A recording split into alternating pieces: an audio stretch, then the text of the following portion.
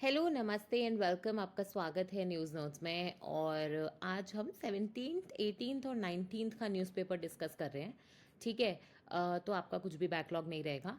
और ये जो मोस्टली आप देखोगे अभी प्रेजेंटली देखो, क्योंकि इंटरव्यूज़ आ रहे हैं तो इसलिए मैं बता देती हूँ कि अगर आपसे कोई पूछे कि 5 बड़े मुद्दे बताए जाएं, ठीक है, जो आप न्यूज़पेपर में पढ़ रहे हैं, तो एक तो क्योंकि 16 से 20 तक ये 5 दिनों में इंडिया का ग्लोबल इम्पैक्ट एआई समिट चल रहा है, तो ये अपने को ज़रूर बोलना है, क्योंकि यहाँ से आपके दरवाजे खुलते हैं एआई पे क्वेश्चंस के। ठीक है। तो आप इसको ढंग से प्रिपेयर कर सकते हैं, इसमें ज़्यादा कुछ है नहीं। एक तो एआई की समिट्स के बारे में जो भी है मैं इसको आगे एक बार समझाती हूँ कि इस टॉपिक में क्या क्या पढ़ना है ना।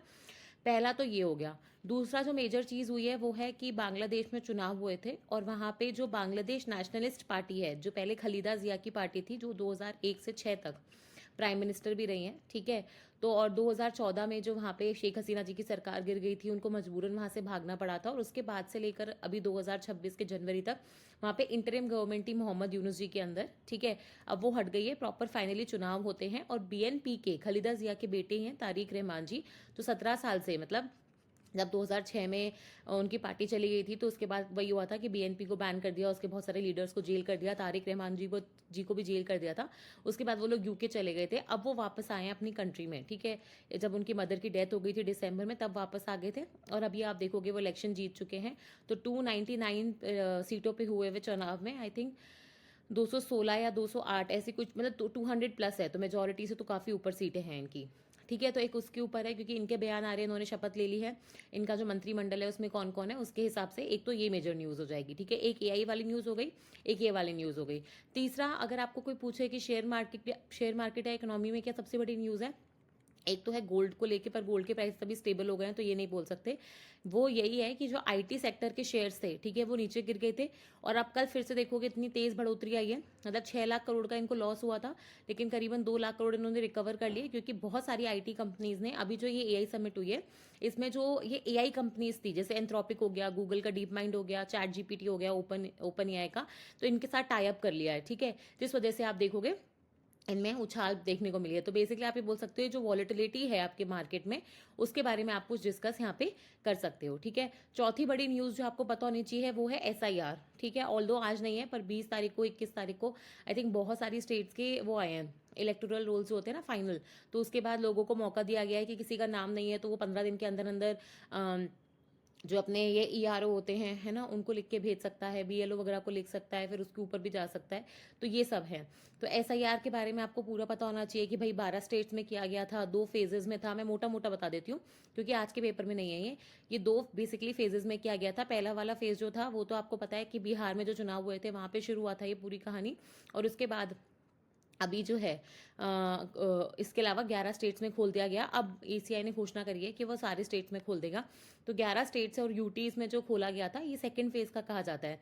इसमें क्या होता है कि आपके बीएलओज वगैरह जो थे, और पार्टी ये जो एजेंट्स होते हैं बीएलएस, ठीक है, वो फॉर्म लेके आपके घर पे आ रहे थे, आपको वो फॉर्म भर के देने थे।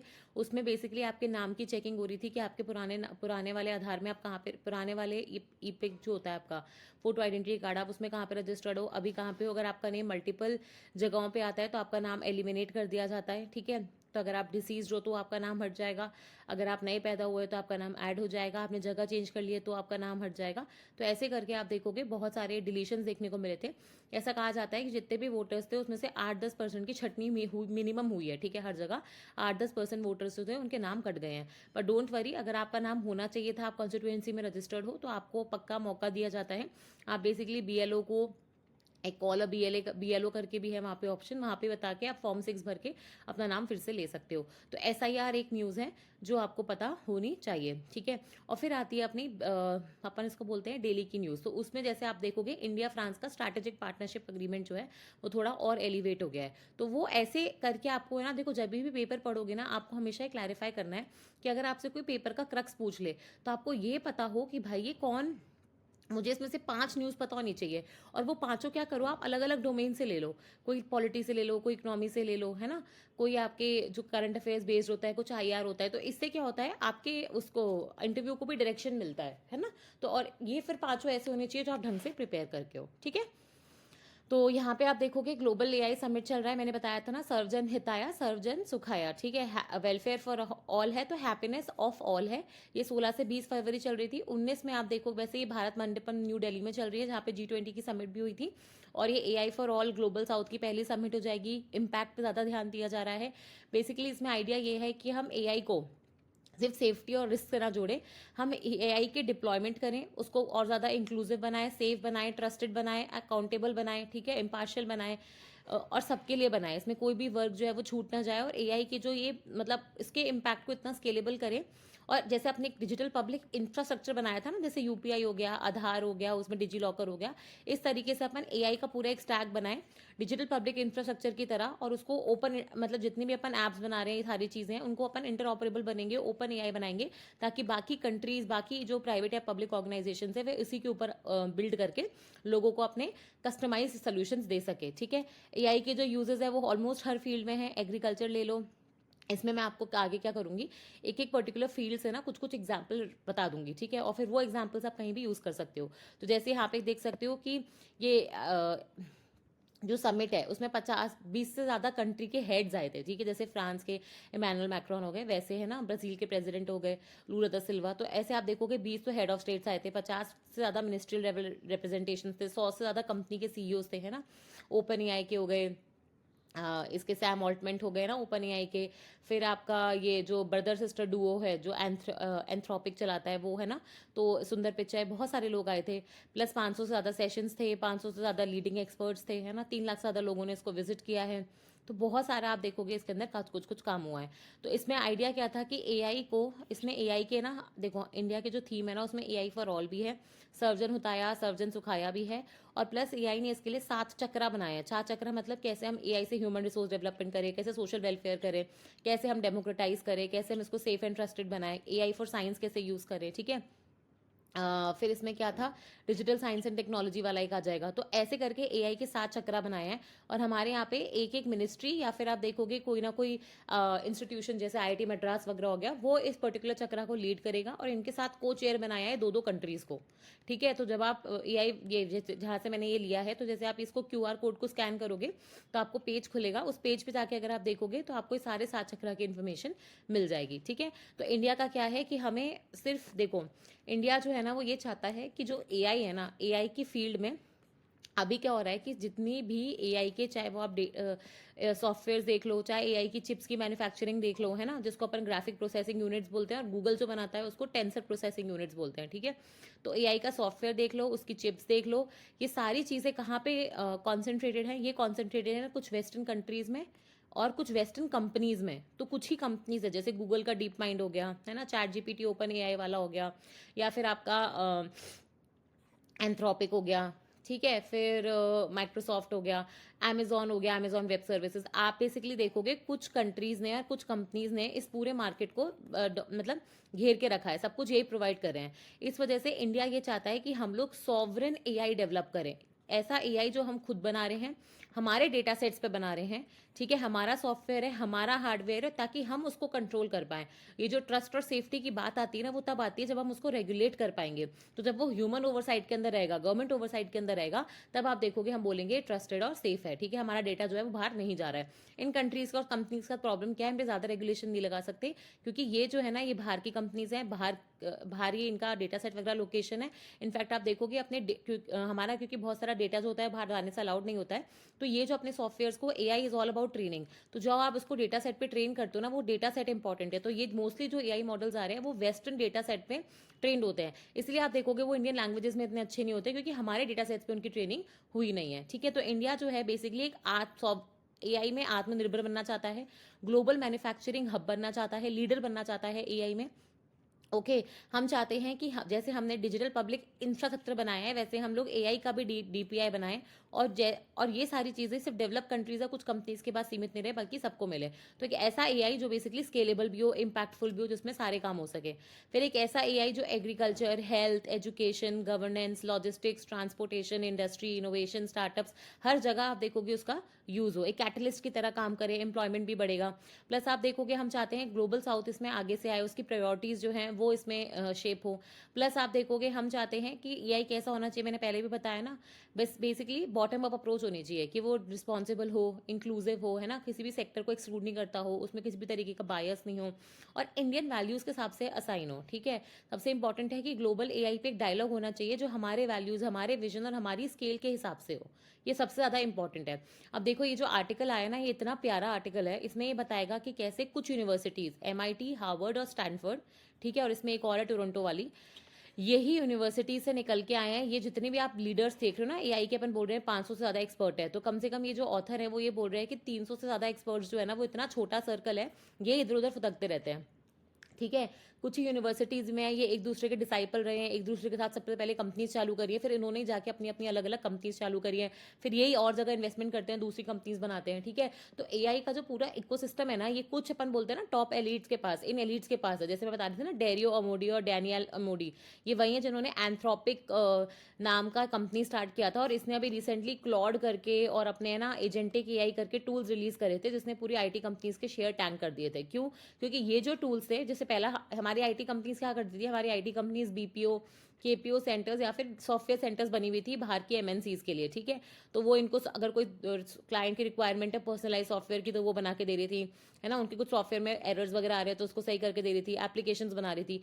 ये सारा काम अब इनका क्लाउड और एजेंटिक 2 मिनट में कर देगा। मतलब जिस काम के लिए आपको पूरी टीम लगती थी 40 लोगों की, अब वो जो आप एआई को वो दोगे इंस्ट्रक्शन, और वो बेसिकली बने बनाए सॉफ्टवेयर को बस थोड़ा सा ट्वीक करके दे देगा। यही काम तो ये लोग भी कर रहे थे, तो इसलिए आप देखोगे इतने सारे जो इनके शेयर्स थे वो पूरे टैंक हो गए थे। ओके, तो ये पूरी कहानी शुरू होती है इलॉन मस्क और पीटर थील, है ना, ये सारे लोगों से, जो बेसिकली आपके पेपैल जिन्होंने स्टार्ट किया था, और उसके बाद ये लोग सारे आप देखोगे अलग अलग कंपनीज उन्होंने स्टार्ट करी हैं। तो यही आर्टिकल जो वो बता रहा है कि कैसे जो एआई का वर्ल्ड है, जो हमें दिखता है बिखरा हुआ है, ये लोग आपस में दोस्त नहीं है, ये सारे के सारे लोग एक दूसरे को जानते हैं पहले से ही। ठीक है, और सेम फैकल्टीज़ के अंदर पढ़ाई करी है, सेम रिसर्च प्रोजेक्ट्स पे काम किए, कहीं ना कहीं आप देखोगे एक दूसरे से टकराए हैं, तो बहुत नई चीज़ नहीं है। अब यहाँ पे जैसे इन्होंने एआई फॉर हेल्थ केयर को लेके एक आर्टिकल लिखा है कि एआई हेल्थ केयर में कैसे हेल्प कर सकता है। देखो आज मैं आपसे बात करूँ तो हेल्थ केयर क्या है, जब से आप पैदा होते हो वर्सेस जब जब तक आप टूम में जाते हो, तो आपको हेल्थ केयर की रिक्वायरमेंट हर जगह है। सबसे बड़ी हमारे पास चैलेंज क्या होता है कि हमारे पास आप देखोगे कि सब डॉक्टर के पास जाते हो, तो इंडिया के पास भले ही डॉक्टर ज़्यादा हो गए हो, लेकिन आपको पता है हमारे यहाँ झोला छाप डॉक्टर्स की भी प्रॉब्लम है। हमारे यहाँ पे जो डिजीज़ होती है उसकी डायग्नोसिस टाइम पे नहीं हो पाती है, जिस वजह से हमें और ज़्यादा आप देखोगे महंगा इलाज करना पड़ता है। ठीक है, टारगेटेड ड्रग डिलीवरी नहीं हो पाती है। करेक्ट है ना? तो इसलिए आप देखोगे कि एआई जो है ना वो सारी चीज़ों का सोल्यूशन बन सकता है। एक लाइफ साइकिल अप्रोच में एआई जो होता है, आपकी जो प्रॉब्लम है कि आपको बार बार चेकिंग करवानी पड़ रही है, तो इन रिपोर्ट्स को एनालाइज करना, उसको स्टोर करना, वेरीफाई करना, है ना, जहाँ पे डॉक्टर्स नहीं है वहाँ पे तो आप देखोगे सीटी स्कैन्स वगैरह में से भी प्रिडिक्शन कर पाना कि हाँ भाई इसको सीरियसली एडमिट करने की ज़रूरत है, इसको आप कल भी कर सकते हो। तो इतने अच्छे अच्छे डिसीजंस लेने में भी आपको हेल्प कर सकता है। ठीक है, तो वही वो बोल रहे हैं कि एआई जो होता है ना, दिस इज इम्पॉर्टेंट कि एआई जो होता है ना, देखो वो क्या होता है, ऑन द स्पॉट भी लर्न करता है, वो कुछ डेटा पे फीड करता है और जैसे जैसे वो नया डेटा लेता है आप उस पर भी उस पर लर्न करता जाता है। लेकिन इसका मतलब ये नहीं है कि एआई हमेशा राइट होगा। एआई जो है कई बार ड्रिफ्ट भी कर जाता है, और सबसे इंपॉर्टेंट यही है कि हम इस ड्रिफ्टिंग को कैसे रोक पाए। क्योंकि चैलेंज तो यही है ना कि एआई को आपने डेटा कलेक्ट किया, आपने उसको ट्रेन किया, फिर उसको कंटिन्यूस मॉनिटर भी करना है। और सबसे इंपॉर्टेंट बात है, अगर वो बहुत ज़्यादा ड्रिफ्ट कर रहा है तो फिर आपको उसको डीकमीशन भी करना है। ये सबसे इंपॉर्टेंट पार्ट होता है जो हम समझते नहीं है। हमें क्या लगता है हमने टूल बना दिया, हम उसको यूज़ करते रहेंगे। अरे बट ये भी तो देखो मशीन है वो एक तरीके से। तो मशीन जो होती है कई बार अगर आपको हेलुसिनेशन करता, अपन बोलते हैं ना एआई हेलुसिनेट करता है, जैसे आप चैट जीपीटी है, आप उसको कुछ ऐसी चीज़ पूछ लो तो उसको नहीं पता। जैसे फॉर एग्जाम्पल बता रही हूँ मैं, ट्राई कर लेना, आप उसको लिखना कि एक्सप्लेन करो शांति। ठीक है, तो वो जो आपका न्यूक्लियर वाला शांति है ना, उसकी जगह कुछ और रैंडम बना के अपने मन से फुल फॉर्म बना के पूरा एक्सप्लेन भी कर देगा वो। ठीक है, लेकिन हेलुसिनेशन होता है ये कि वो था नहीं, वो चीज़ उसने बना दी। इनफैक्ट आप देखोगे ये सुप्रीम कोर्ट ने अभी अपने जजमेंट में कही है कि बहुत सारे लॉयर्स जो हो रहे हैं वो केसेस में क्या कर रहे हैं, चैट जीपीटी लेके आ रहे हैं, और चैट जीपीटी से जो बने हुए आंसर्स आते हैं उसमें कई बार जैसे अपन बोलते हैं ना कि आप पुराने इन लॉज इन केसेस का आप वो देख सकते हो कि पहले भी ऐसे डिसीजन दिए है। बोले वो पहले केसेस कभी एग्जिस्ट हुए करते ही नहीं थे, ऐसे कोई केसेस एग्जिस्ट ही नहीं करते हैं। मतलब चैट जीपीटी या फिर जो ये जो चैट जीपीटी नहीं, बट मैं बोल सकती हूँ एआई टूल्स जो है वो हेलुसिनेट कर रहे हैं, वो अपने आप से कुछ ना कुछ बना के दे देते हैं। तो वो प्रॉब्लम हेल्थ केयर में भी है जो नहीं होनी चाहिए। ठीक है, तो इसमें आप देखोगे मतलब एक कमेटी बनी थी, तो उसके अंदर ये था कि उन्हें फ्रेमवर्क और स्ट्रैटेजी बनानी है for artificial intelligence in health care for India. ठीक है, तो इसको बोलते हैं बेसिकली सही कमेटी, कि कैसे हम आर्टिफिशियल इंटेलिजेंस को सही तरीके से यूज़ करेंगे। तो strategy for artificial intelligence for health care in India, ठीक है। ये लार्जर फ्रेमवर्क होगा कि कैसे एआई हेल्थ केयर में यूज़ होगा, एक प्रॉपर रोड मैप बनाया जाएगा, ठीक है, जिसमें आप बताओगे कौन से डिपार्टमेंट है जहाँ पे कितना कितना काम किया जा रहा है, उनको क्या क्या काम और करना है, ठीक है। और सबसे इंपॉर्टेंट बात होता है कि जो एआई सिस्टम्स है ना हेल्थ केयर में, वो फंडामेंटली आपके डिजिटल टूल से बहुत अलग हैं, ठीक है। क्योंकि जो नॉर्मल डिजिटल टूल्स थे वो सिर्फ आप डेटा एंट्री के लिए, है ना, स्टोरेज वगैरह के लिए, या फिर वहाँ से कुछ एनालिसिस करना है उसके लिए यूज़ कर रहे थे। एआई तो प्रॉपर आपका जैसे ह्यूमन जजमेंट लेता है, मतलब डेटा पॉइंट्स को देख के वैसे जजमेंट लेता है। इनफैक्ट आपको बता भी सकता है कि आई रिकमेंड डूइंग दिस, समझ में आ रहा है। तो वो एक तरीके का प्रॉब्लम है कि वो आपके शेव कर सकता है जिस तरीके से आप डिसीजन ले रहे हो, और मतलब पॉपुलेशन को भी बोलता है कि आपको ये करना चाहिए, ठीक है। तो एआई जो है ना वो, मतलब हम क्या करते हैं, हमने एक टूल मशीन बनाई।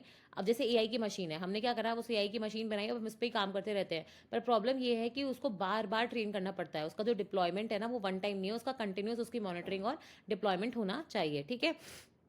सबसे इंपॉर्टेंट बात है कि हमारे यहाँ पे जो एआई है वो Ayushman Bharat digital health mission जो हमने पहले शुरू किया था वो उसी के ऊपर बिल्ड होना चाहिए। डेटा प्रिवेसी जो होना चाहिए वो एक ऑप्शन नहीं होना चाहिए, बल्कि वो बाय डिज़ाइन ही या बाय डिफ़ॉल्ट ही आप बोल सकते हो कि डेटा प्रिवेसी होनी चाहिए। समझ रहे हो कि डेटा प्रिवेसी से कोई कॉम्प्रोमाइज़ नहीं होना चाहिए। आपको पेशेंट का कंसेंट चाहिए ही चाहिए अगर आप उसका डेटा यूज़ कर रहे हो, स्टोर कर रहे हो, एक्सेस कर रहे हो, शेयर कर रहे हो, कुछ भी कर रहे हो, ठीक है। और जो डेटा है आपको पता है हॉस्पिटल से मिल सकता है, फार्मेसी से मिल सकता है, लैब से मिल सकता है, लोगों से मिलता है, ठीक है। और सबसे इंपॉर्टेंट बात क्या होता है, ये आयुष्मान भारत डिजिटल मिशन में आपका जो डेटा होता है ना वो बेसिकली सोर्स से मूव नहीं करता है, बस आपको पेशेंट को हर बार कॉन्सेंट देना पड़ता है। और जब भी डेटा एक से दूसरी जगह जाता है या फिर कहीं एक हॉस्पिटल दूसरे को शेयर करता है तो आपका कंसेंट लगता है। वो चीज़ हमें एआई के टूल्स में भी मेंटेन करके रखनी पड़ेगी, ठीक है।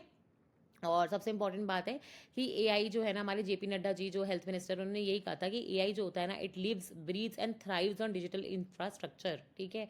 तो डिजिटल इंफ्रास्ट्रक्चर जितना अच्छा होगा उतना बेटर है। और डिजिटल इंडिया मिशन से हमने वो डिजिटल इंफ्रास्ट्रक्चर बनाने की तैयारी कर ली थी, ठीक है। डिजिटल इंडिया मिशन में हम इंडिया को एक डिजिटली एम्पावर्ड और नॉलेजेबल इकोनॉमी में बदलना चाहते थे, ठीक है। और जो ये अपना आयुष्मान भारत डिजिटल मिशन है, ये इसने डीपीआई की तरह क्रिएट करके रख दिया है, ठीक है, जिसके ऊपर ही एआई काम करेगा। इसके बिना तो आप देखोगे एआई को आप स्केल कर भी नहीं सकते हो, ठीक है। फिर एआई मॉडल्स जो हैं उनको ट्रेन करने के लिए आप देखोगे जेपी नड्डा जी ने कुछ डेटा सेट्स वगैरह थे वो बेसिकली रिलीज करे थे, जिसमें उन्होंने बोला है कि एआई मॉडल्स जो हैं इस पर रियल लाइफ डेटा अवेलेबल करवा दिया जाएगा सिंगल प्लेटफॉर्म पे, ताकि वो अपने एआई मॉडल्स को ट्रेन कर सके, ठीक है। और हम इंडिया का जो गोल है वो हमेशा से ये था, affordable, accessible, available and qualitative health care हो जाएगा, सस्टेनेबल डेवलपमेंट गोल्स की तरफ जाना है।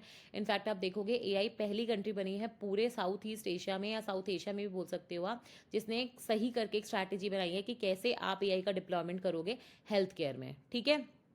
और एक और चीज़ थी कि इंडिया जो है ये ओपन डेटा प्लेटफॉर्म भी बना रहा है हेल्थ का, तो जिसके ऊपर मैंने बताया ना पब्लिक प्राइवेट कोई भी ऑर्गेनाइजेशन होगी वो बेसिकली अपने एप्लीकेशंस और जो कस्टमाइज सोल्यूशन है वो ऑफर कर पाएगी, ठीक है। तो आप अपने मॉडल को ट्रेन कर पाओगे। और इस मतलब सबसे इंपॉर्टेंट बात क्या है कि जो डेटा भी आप दे रहे हो ना, एआई क्या होता है, इसको खा जाता है। फिर इसके बाद आपको उसको बार बार नया डेटा देना पड़ता है ताकि वो जो भी उसके एरर्स हैं, बायसेस है, उसको कम कर सके और अपने आप को सोसाइटी के हिसाब से मोल्ड कर सके। तो सबसे इंपॉर्टेंट होता है कि डेटा सेट भी वन टाइम एक्टिविटी नहीं है, आपको इसको ट्रेन करते रहना पड़ता है, इस पर खर्चा होता है, ठीक है। तो ये जो था इसमें आपको एआई इन हेल्थ केयर के अंदर मुझे क्या क्या समझ में आया, देखो एआई इन हेल्थ केयर के अंदर पहले तो ये समझ में आया कि हेल्थ केयर में एआई जो है वो एक तरीके से रेवोल्यूशन ला सकता है। आज जो हम प्रॉब्लम से जूझ रहे हैं, सबसे बड़ी प्रॉब्लम क्या है कि इंडिया जो है ना वो क्यूरेटिव हेल्थ केयर की तरफ जाता है, प्रिवेंटिव की तरफ नहीं। कहने का मतलब क्या है, हमें कोई बीमारी हो जाती है उसके बाद हम उसको सही करते हैं, हम पहले से आइडेंटिफाई नहीं कर पाते कि हमें ये होगा। एआई क्या करेगा, बेसिकली आपके जितने भी हेल्थ रिकॉर्ड्स है उसमें इंडिया में पॉकेट्स वगैरह एनालाइज कर सकता है कि यहाँ पे कौन सा डिजीज होने की संभावना ज़्यादा है, ठीक है। डायग्नोसिस आपको जल्दी दे सकता है। किसी के भी आप देखोगे जो फिटनेस आपके फिटबिट वगैरह होते हैं ना, उससे जैसे अभी फिटबिट ने बताया भी था कि ये देख के कि कहाँ पे आप देखोगे हार्ट अटैक आने के चांसेस ज़्यादा हैं। तो फिटबिट्स वगैरह जो होते हैं वहाँ से कॉम्प्लेक्स डेटा पॉइंट्स को लेके, आपकी लाइफस्टाइल को लेके, है ना, आपके पुराने रिकॉर्ड्स को देख के बता सकता है, आपकी फैमिली हिस्ट्री, ये सारी चीज़ें, इतने सारे डेटा पॉइंट्स को स्टडी करके बता सकता है कि भाई आप कौन से डिजीज़ के रिस्क में हो, एज वाइज उसको बांट सकता है। तो डायग्नोसिस पहले कर देगा तो आप प्रिवेंटिव पे चले जाओगे, आप बीमार पड़ोगे नहीं, क्योंकि आपके लाइफस्टाइल करेक्शन के लिए वो रिकमेंडेशंस भी देगा। फिर सबसे बड़ी प्रॉब्लम क्या होती है, हमारे पास रेडियोलॉजिस्ट नहीं है, हमारे पास डॉक्टर्स नहीं है ना, स्पेसिफिकली रूरल एरियाज में तो बहुत ज़्यादा कमी है। तो इसको कैसे पूरा कर सकता है कि भाई इंस्टेड ऑफ मतलब आप हर चीज़ के लिए डॉक्टर हायर करो और उस कमी को धीरे धीरे पूरा करोगे, भर्तियाँ भरोगे, तब तक आप एआई की जो मशीन्स आती हैं, बहुत सारे डॉक्टर्स आपने देखा होगा, वो क्या करती हैं बेसिकली, जैसे आपका एक्सरे है, एमआरआई है, सीटी स्कैन है, उसको इस मशीन के सामने रख देती है। और वो फिर क्या करता है, स्कैन करके बता सकता है बहुत सारे इनको डेटा पॉइंट्स को स्टडी करके कि भाई ये वाले जो है अर्जेंट मैटर्स हैं, इनको प्रोबेबिलिटी ऑफ टीबी हो सकता है, ठीक है, इनको प्रोबेबिलिटी है कि इनको हार्ट अटैक वगैरह आ सकता है। प्लस आप देखोगे आपके जो ब्रेस्ट कैंसर वगैरह हैं, इनके तो केसेस को बहुत अच्छे से इसने 93% प्रिडिक्शन के साथ इसने बताया था कि भाई इन लोगों को ब्रेस्ट कैंसर होने के चांसेस है। तो ऐसे प्रिडिक्शंस करके आपको वो, और मैं बता रही हूँ ना, आप प्रिवेंटिव उसमें चले जाते हो, डायग्नोसिस भी टाइम पे कर देगा, पहले कर देगा, तो आप उस इस चीज़ का इलाज ले पाओगे। फिर एआई से आप टारगेटेड ड्रग डिलीवरी भी कर सकते हो, ठीक है। तो एआई इन हेल्थ केयर के काफ़ी अच्छे सिनेरियो हैं। तो एक तो होता है कि हम प्राइवेट सोल्यूशंस बनाए, एक होता है हम पब्लिक सोल्यूशंस बनाए। तो गवर्नमेंट इसके लिए क्या कर रही है, एक सही करके स्ट्रैटेजी लेके आई है, strategy for advancement of health care, advancement of AI in health care in India, ठीक है। इससे वो लोग एआई का जो हेल्थ केयर रिलेटेड जो भी काम है उसको एक सही दिशा देना चाहते हैं, स्केलेबल बनाना चाहते हैं, डेटा सेट्स को भी रिलीज करना चाहते हैं, पब्लिक डेटा सेट्स को, उनको भी बार बार ट्रेन करना पड़ेगा ताकि सच में एआई जो है वो आपके लिए यूजफुल हो सके, ठीक है। अब यहाँ पे ना एक आर्टिकल है आईआईटी मद्रास के डायरेक्टर का। तो आईआईटी जो है वो अपना 7 चक्रा जो था ना, उसमें से भी एक चक्रा लीड कर रहा है एआई इन साइंस वाला, ठीक है। तो ये बता रहे हैं कि आईआईटी मद्रास जो है काफ़ी, मैं आपको ये बता रही हूँ कि एआई आईआईटी मद्रास जो है वो काफ़ी आगे है एआई की डिप्लॉयमेंट में। यहाँ पे सेंटर फॉर एक्सेलेंस भी है एआई का। तो इसमें बहुत अच्छे अच्छे आप देखोगे प्रोजेक्ट्स बनते रहते हैं, कुछ ना कुछ काम होता रहता है।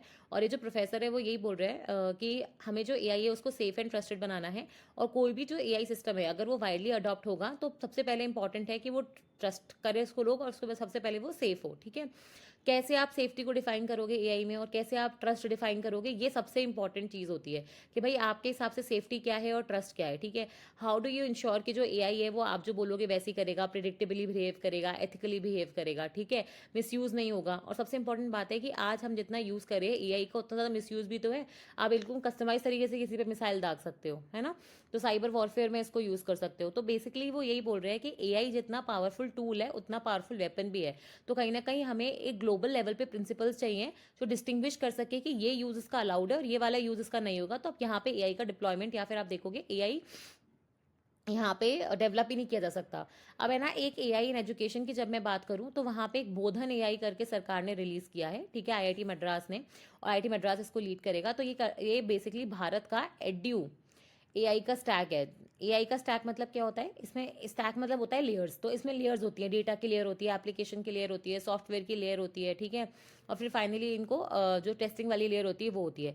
इसमें क्या करोगे आप, एजुकेशन में आप स्टूडेंट्स है ना, टीचर्स और ऑर्गेनाइजेशंस या गवर्नमेंट, इन सब के लिए आप कैसे एआई को मोर यूजफुल बना सकते हो, इसमें कहाँ कहाँ एआई क्या क्या कर सकता है, उन चीज़ों को प्रमोट करने के लिए, इंडियन लैंग्वेजेस में लोगों को पढ़ाई देने के लिए आईआईटी मद्रास इस इनिशिएटिव को लीड कर रहा है।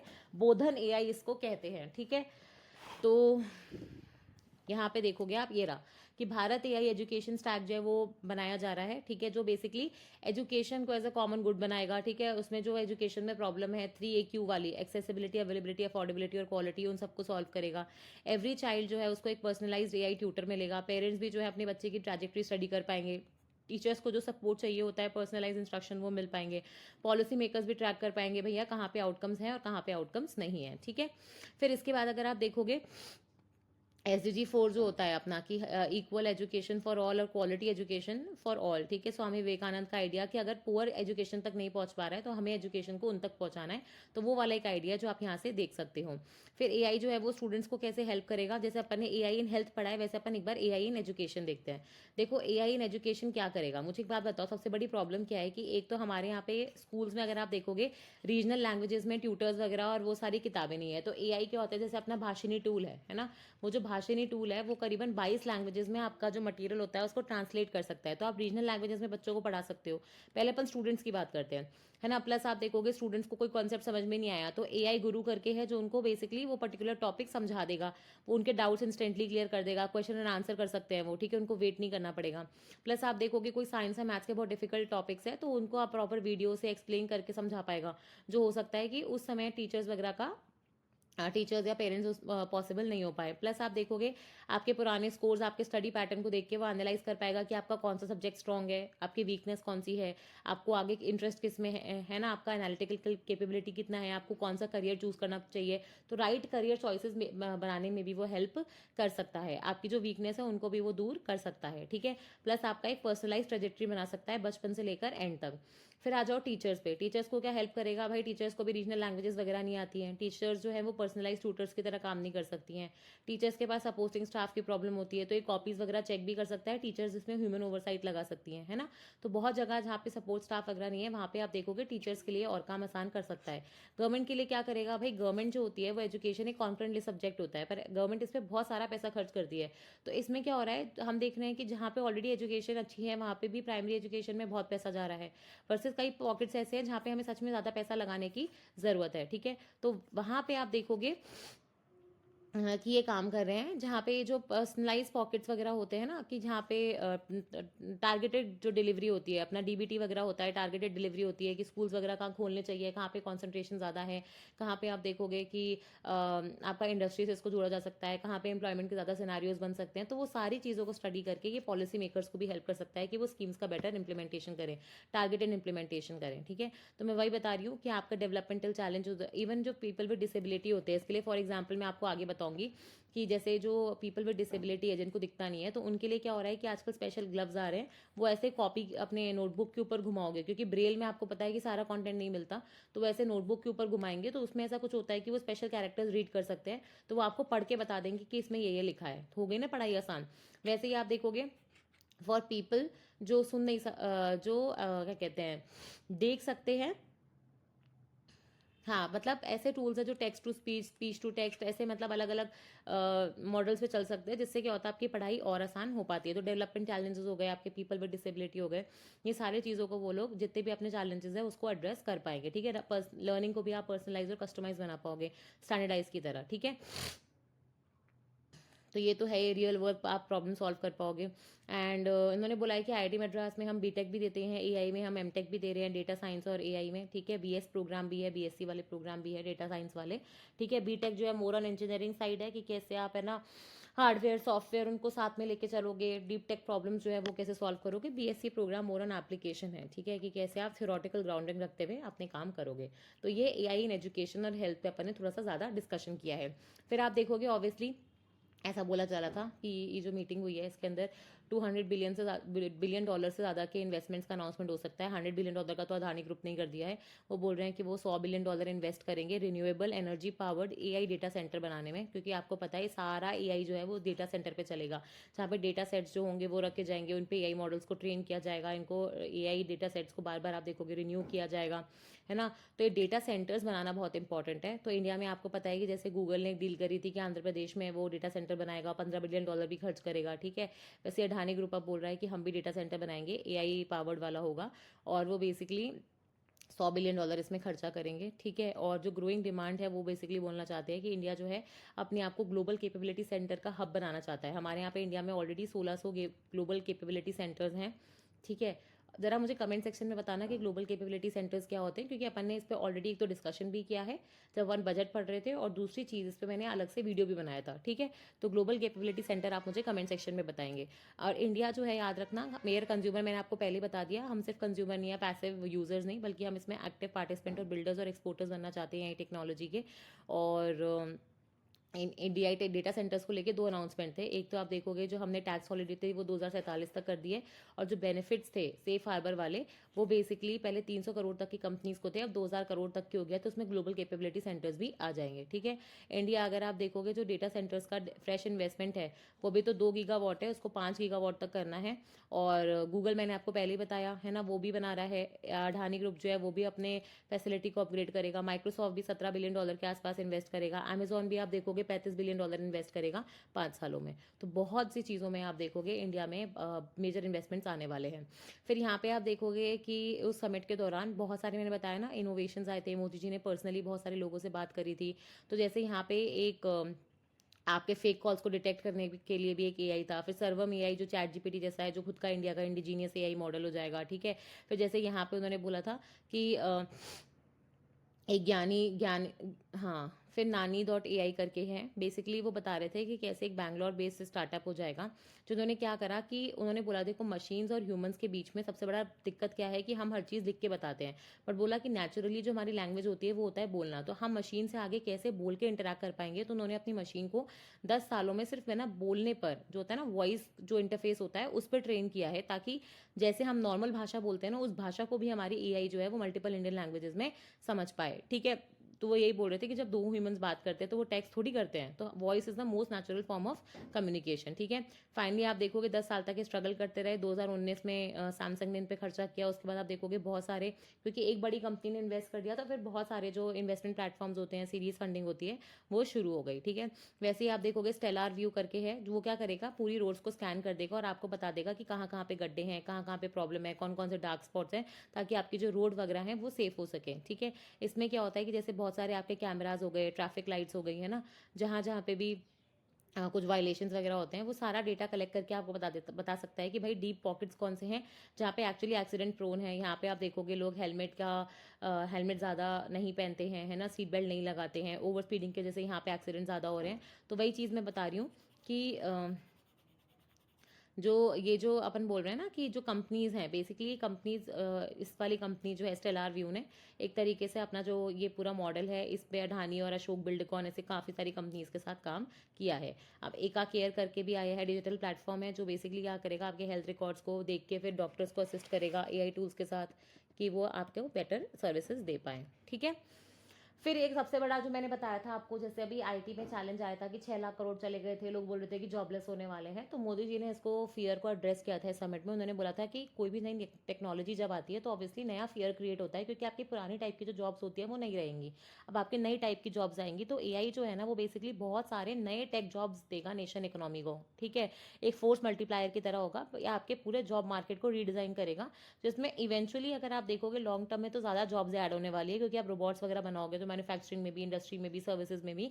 बट प्रॉब्लम ये है कि जो जॉब का स्वरूप है ना वो चेंज हो जाएगा। ठीक है, तो ये मैंने आपको पहले ही बताया था कि जो जॉब्स होती है वो टेक्नोलॉजी जब आती है, जब डिसअपियर नहीं होती, बस उसका नेचर चेंज हो जाता है। ठीक है, उसका जो जॉब्स है वो रीडिफाइन हो जाएंगी, डिजिटल ट्रांसफॉर्मेशन हो जाएगा हर जॉब का। ठीक है, और हमें इस चेंज को अडेप्ट करने के लिए इक्विप पहले से रहना चाहिए। हमें टेक्नोलॉजी इनोवेशन को अपने काम में पहले से ही इंटीग्रेट कर लेना चाहिए, हमें राइट स्किल्स जो है पहले से ले लेने चाहिए, ताकि हम फ्यूचर के लिए रेडी हों। ठीक है, एंड इंडिया एआई एक सेफ्टी इंस्टीट्यूट भी बनाया है हमने जनवरी 2025 में, जो क्या करेगा एक डेडिकेटेड मैकेनिज्म बनाएगा ताकि आप एथिकल, सेफ और ट्रस्टेड एआई, रिस्पॉन्सिबल एआई का डिप्लॉयमेंट जो है उसको प्रमोट कर सको। तो इसलिए एआई सेफ्टी इंस्टीट्यूट हमने ऑलरेडी बना दिया है। ठीक है, एआई जो है हमारी ह्यूमन कैपेबिलिटी को इस तरीके से एक्सपैंड करेगा जिस तरीके से हमने सोचा भी नहीं था, बट वो ये है कि हमारे फाउंडेशंस को भी वो टेस्ट कर रहा है, फिर वो हेलुसिनेट करे, इधर उधर भटक जाए तो ह्यूमन ओवरसाइट जो है उसको वापस लेके आ सकता है। ठीक है, और एंड गोल जो होता है ना टेक्नोलॉजी का, देखो किसी भी टेक्नोलॉजी का एंड गोल होता है ह्यूमंस को हेल्प करना, वेलफेयर ऑफ ऑल और हैप्पीनेस फॉर ऑल। ठीक है, technology is there to serve humanity, not to overpower it. तो कोई भी टेक्नोलॉजी जब ह्यूमन से ऊपर हो जाए ना तो वो टेक्नोलॉजी को नष्ट कर देना चाहिए। ठीक है, एआई जो है याद रखना, इंडिया में बहुत सारे डेवलपमेंटल चैलेंजेस हैं जो पहले पुराने ज़माने में अगर अपन सोचते हैं तो बहुत पैसा खर्च होता, स्किल्स लगती है ना, उसके बाद आप वो डेवलपमेंटल चैलेंजेस पूरे करते, लेकिन आज एआई की मदद से आप देखोगे डेवलपमेंटल चैलेंजेस को आप बहुत जल्दी दूर कर सकते हो, रूरल अर्बन डिवाइड को आप है ना ब्रिज कर सकते हो। ह्यूमन सेंट्रिक आपको डिजिटल पब्लिक इंफ्रास्ट्रक्चर बनाना है। इंडिया बेस्ट प्लेस है जहाँ पे आप देखोगे फार्मर्स है ना, एमएसएमईज, वुमेन, यूथ है ना, आपके रूरल एरियाज में हर जगह आप देखोगे हम चाहते हैं कि एआई पहुंचे, सिर्फ ये जो अर्बन एलिट होते हैं ना वहाँ तक सीमित ना रहे। ठीक है, टेक्नोलॉजी जो होनी चाहिए वो डिवाइडर नहीं होनी चाहिए, टेक्नोलॉजी एक बेसिकली इंक्लूसिव पाथ होना चाहिए, जिसमें respective of geography, race, religion, caste है ना, जेंडर, इनकम, टेक्नोलॉजी सबको सर्व करनी चाहिए। ठीक है, एंड इंडिया जो है डेवलप नेशन या विकसित भारत बनना चाहता है 2047 तक, तो वहाँ पे आप देखोगे कि हमें एक स्केलेबल मॉडल देना है, ताकि हम जो है देश को, पूरे विश्व को बता सके कि एआई हो तो ऐसा हो। ठीक है, तो हमें इश्यूज भी बैलेंस करने हैं, जॉब्स वगैरह जो जा रही है उसके लिए भी हमें अपस्किलिंग और रीस्किलिंग अपने वर्कफोर्स को देनी पड़ेगी। फिर आपको पता ही मैक्रोन और फ्रांस ने जो अपनी, इमानुअल मैक्रोन जो फ्रांस के प्रेसिडेंट थे, और इंडिया ने अपनी जो पार्टनरशिप को ऊपर पहुंचाया था उसके ऊपर लेके है कि कैसे वो लोग कृष्णा सैटेलाइट हो गया। ठीक है, मुंबई में ये पूरा अग्रीमेंट साइन हुआ था, और उसके बाद मुंबई उन्होंने 2026 को India French year of innovation भी घोषित किया था। प्लस आप देखोगे मोदी जी को इनवाइट भी किया गया था, क्योंकि लास्ट ईयर जो समिट हुई थी पेरिस में एआई इम्पैक्ट वाली, उसमें इंडिया जो था वो को चेयर था। ठीक है, तो ये अपन बाद में पढ़ेंगे जब अपन इंडिया और फ्रांस वाला पढ़ेंगे। अब इसी के साथ साथ आपको बताया कि जयपुर में क्या है, वो अपना दुर्गापुरा पे एक एग्रीकल्चर कृषि इंस्टीट्यूट है। वहाँ पे भजन लाल शर्मा जी ने और जो अपने शिवराज सिंह चौहान है, अपने यूनियन मिनिस्टर ऑफ एग्रीकल्चर, वो आए थे और उन्होंने बेसिकली राजस्थान से भारत विस्तार जो है वो लॉन्च किया है। अब ये भारत विस्तार क्या है, देखो इसका फुल फॉर्म तो याद नहीं रहेगा, बट सीधी सीधी बात याद रखना कि एग्रीकल्चर में एआई स्टैक को कैसे इंटीग्रेट कर रहे हो। ठीक है, तो बेसिकली ये कुछ इसका वो मैं ये रहा वर्चुअली इंटीग्रेटेड सिस्टम है। ठीक है, टू एक्सेस एग्रीकल्चर रिसोर्सेज। तो इसमें क्या होगा, ऐसे समझो कि फार्मर है, उसको उसी की भाषा में रीजनल लैंग्वेजेस में आप कोई भी क्वेश्चंस है कि कौन सी क्रॉप उगानी है, सॉइल रिलेटेड इन्फॉर्मेशन चाहिए, वेदर फोरकास्टिंग करनी है, स्कीम्स के बारे में जानकारी चाहिए, डेट इसको कैसे मिलेगा, कहाँ से मिलेगा, एनरोलमेंट कहाँ पे करना है ना, वो सारी इन्फॉर्मेशन उसको इस बेसिकली भारत विस्तार के थ्रू मिल जाएगी। ये एक ऐप भी है, एक सॉफ्टवेयर भी है, इसमें एक नंबर भी दे रखा है 155-261। उस पर भी आप कॉल करके पूरी जानकारी ले सकते हो, क्योंकि उस पर एक भारती करके चैटबॉट बनाया है। ठीक है, तो वो बोलेगा ना वेलकम टू भारत विस्तार, आप अपनी प्रॉब्लम बता सकते हैं, डायल 1 डायल 2 करके, तो वो आपकी प्रॉब्लम्स को मतलब निस्तारण कर देगा। तो नेटिव लैंग्वेज में अपने सिंपल मोबाइल फ़ोन या कॉल के थ्रू आप बेसिकली गाइडेंस ले सकते हो कि आपको कौन सी क्रॉप उगानी चाहिए, आपको प्लानिंग कैसे करनी है, वेदर फोरकास्टिंग क्या है, पे कीड़े मकोड़े कौन से होंगे, मार्केट्स कैसे चल रहे हैं, मार्केट में प्राइसेस क्या है, कौन सी स्कीम्स के लिए आप एलिजिबल हो, ग्रीवांसेस कहाँ पे सॉल्व होंगे। ठीक है, तो एक तरीके से डिजिटल दरवाजा है ये फार्मर्स के लिए, ताकि वो रिक्वायर्ड इन्फॉर्मेशन उनको टाइम पे मिल सके। तो अपन ये वही होता है ना, डिजिटल पब्लिक इंफ्रास्ट्रक्चर एग्रीकल्चर में सॉरी, वो रेडी किया गया है ताकि फार्मर्स को पर्सनलाइज इन्फॉर्मेशन दी जा सके। ठीक है, और भारत विस्तार के साथ क्या होगा, फार्मर्स को अब अपने जो सरकारी ऑफिस होते हैं ना, दफ्तर, वेबसाइट, उन सब पे या मिडलमैन पे डिपेंडेंट नहीं होना पड़ेगा। वो डायरेक्टली उन्हीं की लैंग्वेज में, वो टेक्स्ट बेस्ड, वॉइस बेस्ड, जैसे उनको कंफर्टेबल हो वैसे वो अपना बेसिकली इन्फॉर्मेशन मांग सकते हैं। ठीक है, प्लस आप देखोगे पीएम ई किसान मित्रा चैटबॉट भी है, जिसके थ्रू भी आप देखोगे वो पीएम किसान की पूरी जानकारी आपको मिलती थी, लेकिन इसमें तो आपने और सारी स्कीम्स को भी इसके साथ जोड़ दिया है। अगर आप देखोगे 10 मेजर सेंट्रल स्कीम्स की अगर मैं बात करूँ, तो पीएम किसान है, जिसमें आप देखोगे सरकार आपको 6,000 देती है, और यहाँ पे राजस्थान में आपको 9,000 रुपये मिलते हैं। प्रधानमंत्री फसल बीमा योजना भी है, फिर सॉइल हेल्थ कार्ड भी हो जाएगी। आपका इंटरेस्ट सबवेंशन जो होता है, जिसमें सरकारी बैंक आपको इंटरेस्ट सबवेंशन देती है, वो वाली स्कीम हो जाएगी। एग्रीकल्चर मैकेनाइजेशन वाली स्कीम हो जाएगी। पर ड्रॉप मोर क्रॉप हो जाएगी, जिसपे माइक्रो इरिगेशन के लिए आपको बैंक से लोन मिलते हैं। फिर पीएम आशा स्कीम हो जाएगी। अन्नदाता आय संरक्षा योजना, जिसके अंदर प्राइवेट सेक्टर का पार्टिसिपेशन चाहते हो, है ना, मार्केटिंग वगैरह में। प्लस एग्रीकल्चर इंफ्रास्ट्रक्चर फंड हो जाएगा, जो 1 लाख करोड़ का भी सरकार ने 2-2.5 लाख करोड़ कर दिया था, है ना, और किसान क्रेडिट कार्ड हो जाएगा। तो ये सारी स्कीम्स आप देखोगे सेंट्रल सेक्टर स्कीम है, जहाँ पे भी पैसे देने पड़ रहे हैं, जैसे किसान क्रेडिट कार्ड हो गया, बैंक से कुछ इंटरेस्ट सबवेंशन चाहिए, फसल बीमा योजना हो गई आपकी, है ना, पीएम किसान हो गया, इंफ्रास्ट्रक्चर फंड हो गया, ये सारी स्कीम्स जो है मोस्टली सेंट्रल सेक्टर स्कीम्स हैं। तो फार्मर इसमें क्या कर सकता है कि अपना स्टेटस चेक कर सकता है, बेनिफिट देख सकता है, रजिस्टर कर सकता है, अपनी एप्लीकेशन को ट्रैक कर सकता है, अपने कोई ग्रीवांसेज है तो वो भी लिख सकता है। अभी फिलहाल आप देखोगे ये इंग्लिश और हिंदी में है, भाषणी अलग है। भाषणी आपको 22 लैंग्वेजेस में मिलता है, ये अभी आप देखोगे 2 लैंग्वेजेस में, बाद में 11 लैंग्वेजेस में इसको एक्सपैंड किया जाएगा। फिर ये आ रहा है कि जैसे एआई मिशन 2.0 जो है अपना इंडिया एआई मिशन, तो वो एमएसएमईज को कैसे फ़ायदा देगा। देखो इंडिया में क्या होता है कि सबसे पहले तो ये जो एआई मिशन है ना, इसके लिए जो कंप्यूटर्स चाहिए होते हैं आपको, वो हैवी वाले चाहिए होते हैं कि वो इतनी प्रोसेसिंग झेल पाए, तो वो ग्राफिक प्रोसेसिंग यूनिट चाहिए होती है। तो इंडिया में ऑलरेडी 38,000 जीपीयू तैयार है, लेकिन ये वो वाला है जो हम बाहर से लाए, यहाँ पे असेंबल किया और काम शुरू कर दिया। अब हम खुद का सॉवरन जीपीयू कंस्ट्रक्ट करना चाहते हैं, जैसे 20,000 के आसपास का, तो वो अब इंडिया बनाने के लिए काम कर रहा है। ठीक है, तो इसमें वही लिखा हुआ है। और सबसे इंपॉर्टेंट बात है कि मैंने बताया ना 3 लाख से ज़्यादा रजिस्ट्रेशन हुए, 70,000 से ज़्यादा लोगों ने तो कल में इसको विजिट समिट को मतलब अटेंड किया था, तो बहुत कुछ हमें सीखने को मिला है। फिर ये कि कोर ओवर के सीईओ हैं, बेसिकली वो बोल रहे हैं कि इंडिया में मैथ्स एक जेन्युइन प्रॉब्लम है पीएचडीज को लेके। ये थोड़ा सा मतलब आप देख लेना, इतना इंपॉर्टेंट आर्टिकल नहीं है, बट आप चाहो तो इसमें पढ़ सकते हो। ठीक है, मैंने यहाँ पे डाल दिया है, आप इसको एक बार देख लेना, क्योंकि ये बहुत कोई रेलिवेंट आर्टिकल नहीं है, बस ये बता रहा है कि जैसे जीपीयूज जो होते हैं ना, उनकी जो रेट है वो इंडिया एआई मिशन के अंदर काफ़ी सस्ती है। ठीक है, मार्केट रेट अगर 400 रुपये पर घंटा है उस जीपीयू को यूज़ करने का, तो इंडिया ने उसको सब्सिडाइज करके रिसर्चर्स वगैरह को 67 रुपीज़ में दे रखा है। तो ये बहुत ही बोलते हैं ना एक अपॉर्चुनिटी है हमारे रिसर्चर्स के लिए, स्कॉलर्स के लिए, कि वो इतने महंगे पोर्टल्स को, क्योंकि सरकार उनको चाहती है कि आप एआई डेवलप करो, तो आपको इतनी सस्ती रेट में प्रोवाइड कर रही है। ठीक है, और ठीक है, फिर मैंने बताया ना इंडिया जो है वो एआई को डेमोक्रेटाइज़ करना चाहती है। और सबसे इंपॉर्टेंट बात है कि गूगल ने भी बोला है कि वो अब क्या करेंगे, सबसी केबल्स डालेंगे। तो अल्फ़ाबेट गूगल जो है वो अल्फ़ाबेट के अंदर आती है। अल्फ़ाबेट के जो सीईओ है इस वक्त सुंदर पिचाई जी हैं। तो सुंदर पिचाई जी ने ये बोला है कि ऑलरेडी उन्होंने अनाउंस किया था कि आंध्र प्रदेश में वो डेटा सेंटर बनाएंगे, $15 बिलियन वो खर्च करेंगे। तो ये जो गूगल डीप माइंड है, अब वो चाहती है कि देखो आपका जो डेटा है वो दर सुदर फ्लो जो है उसका बहुत ज़्यादा अच्छे से हो जाए। तो वो अमेरिका और इंडिया दोनों का कनेक्शन इनिशिएटिव बनाएगी, जहाँ पे इंडिया से अंडर वाटर सी केबल्स डाली जाएंगी Africa, Australia, South East Asia, even onwards till Europe and then उसके ऑनवर्ड्स टिल अमेरिका, ताकि आपका जो डेटा है वो फ्री फ्लो हो सके, आपको है ना नेटवर्क कनेक्टिविटी बहुत अच्छी मिल सके, मल्टीपल लोकेशंस में आपके जो डेटा सेंटर्स हैं वो भी बनाए जा सके। ठीक है, तो ये इंपॉर्टेंट है। तो इससे क्या होगा, सबसे आपको गेटवे मिल जाएगा। ओके, एंड ये तो मैंने आपको पहले ही बता दिया था, इसमें कुछ है नहीं। हाँ, एक ये इंपॉर्टेंट शब्द है जिसको अपन बोलते हैं trusted AI Commons, very very important.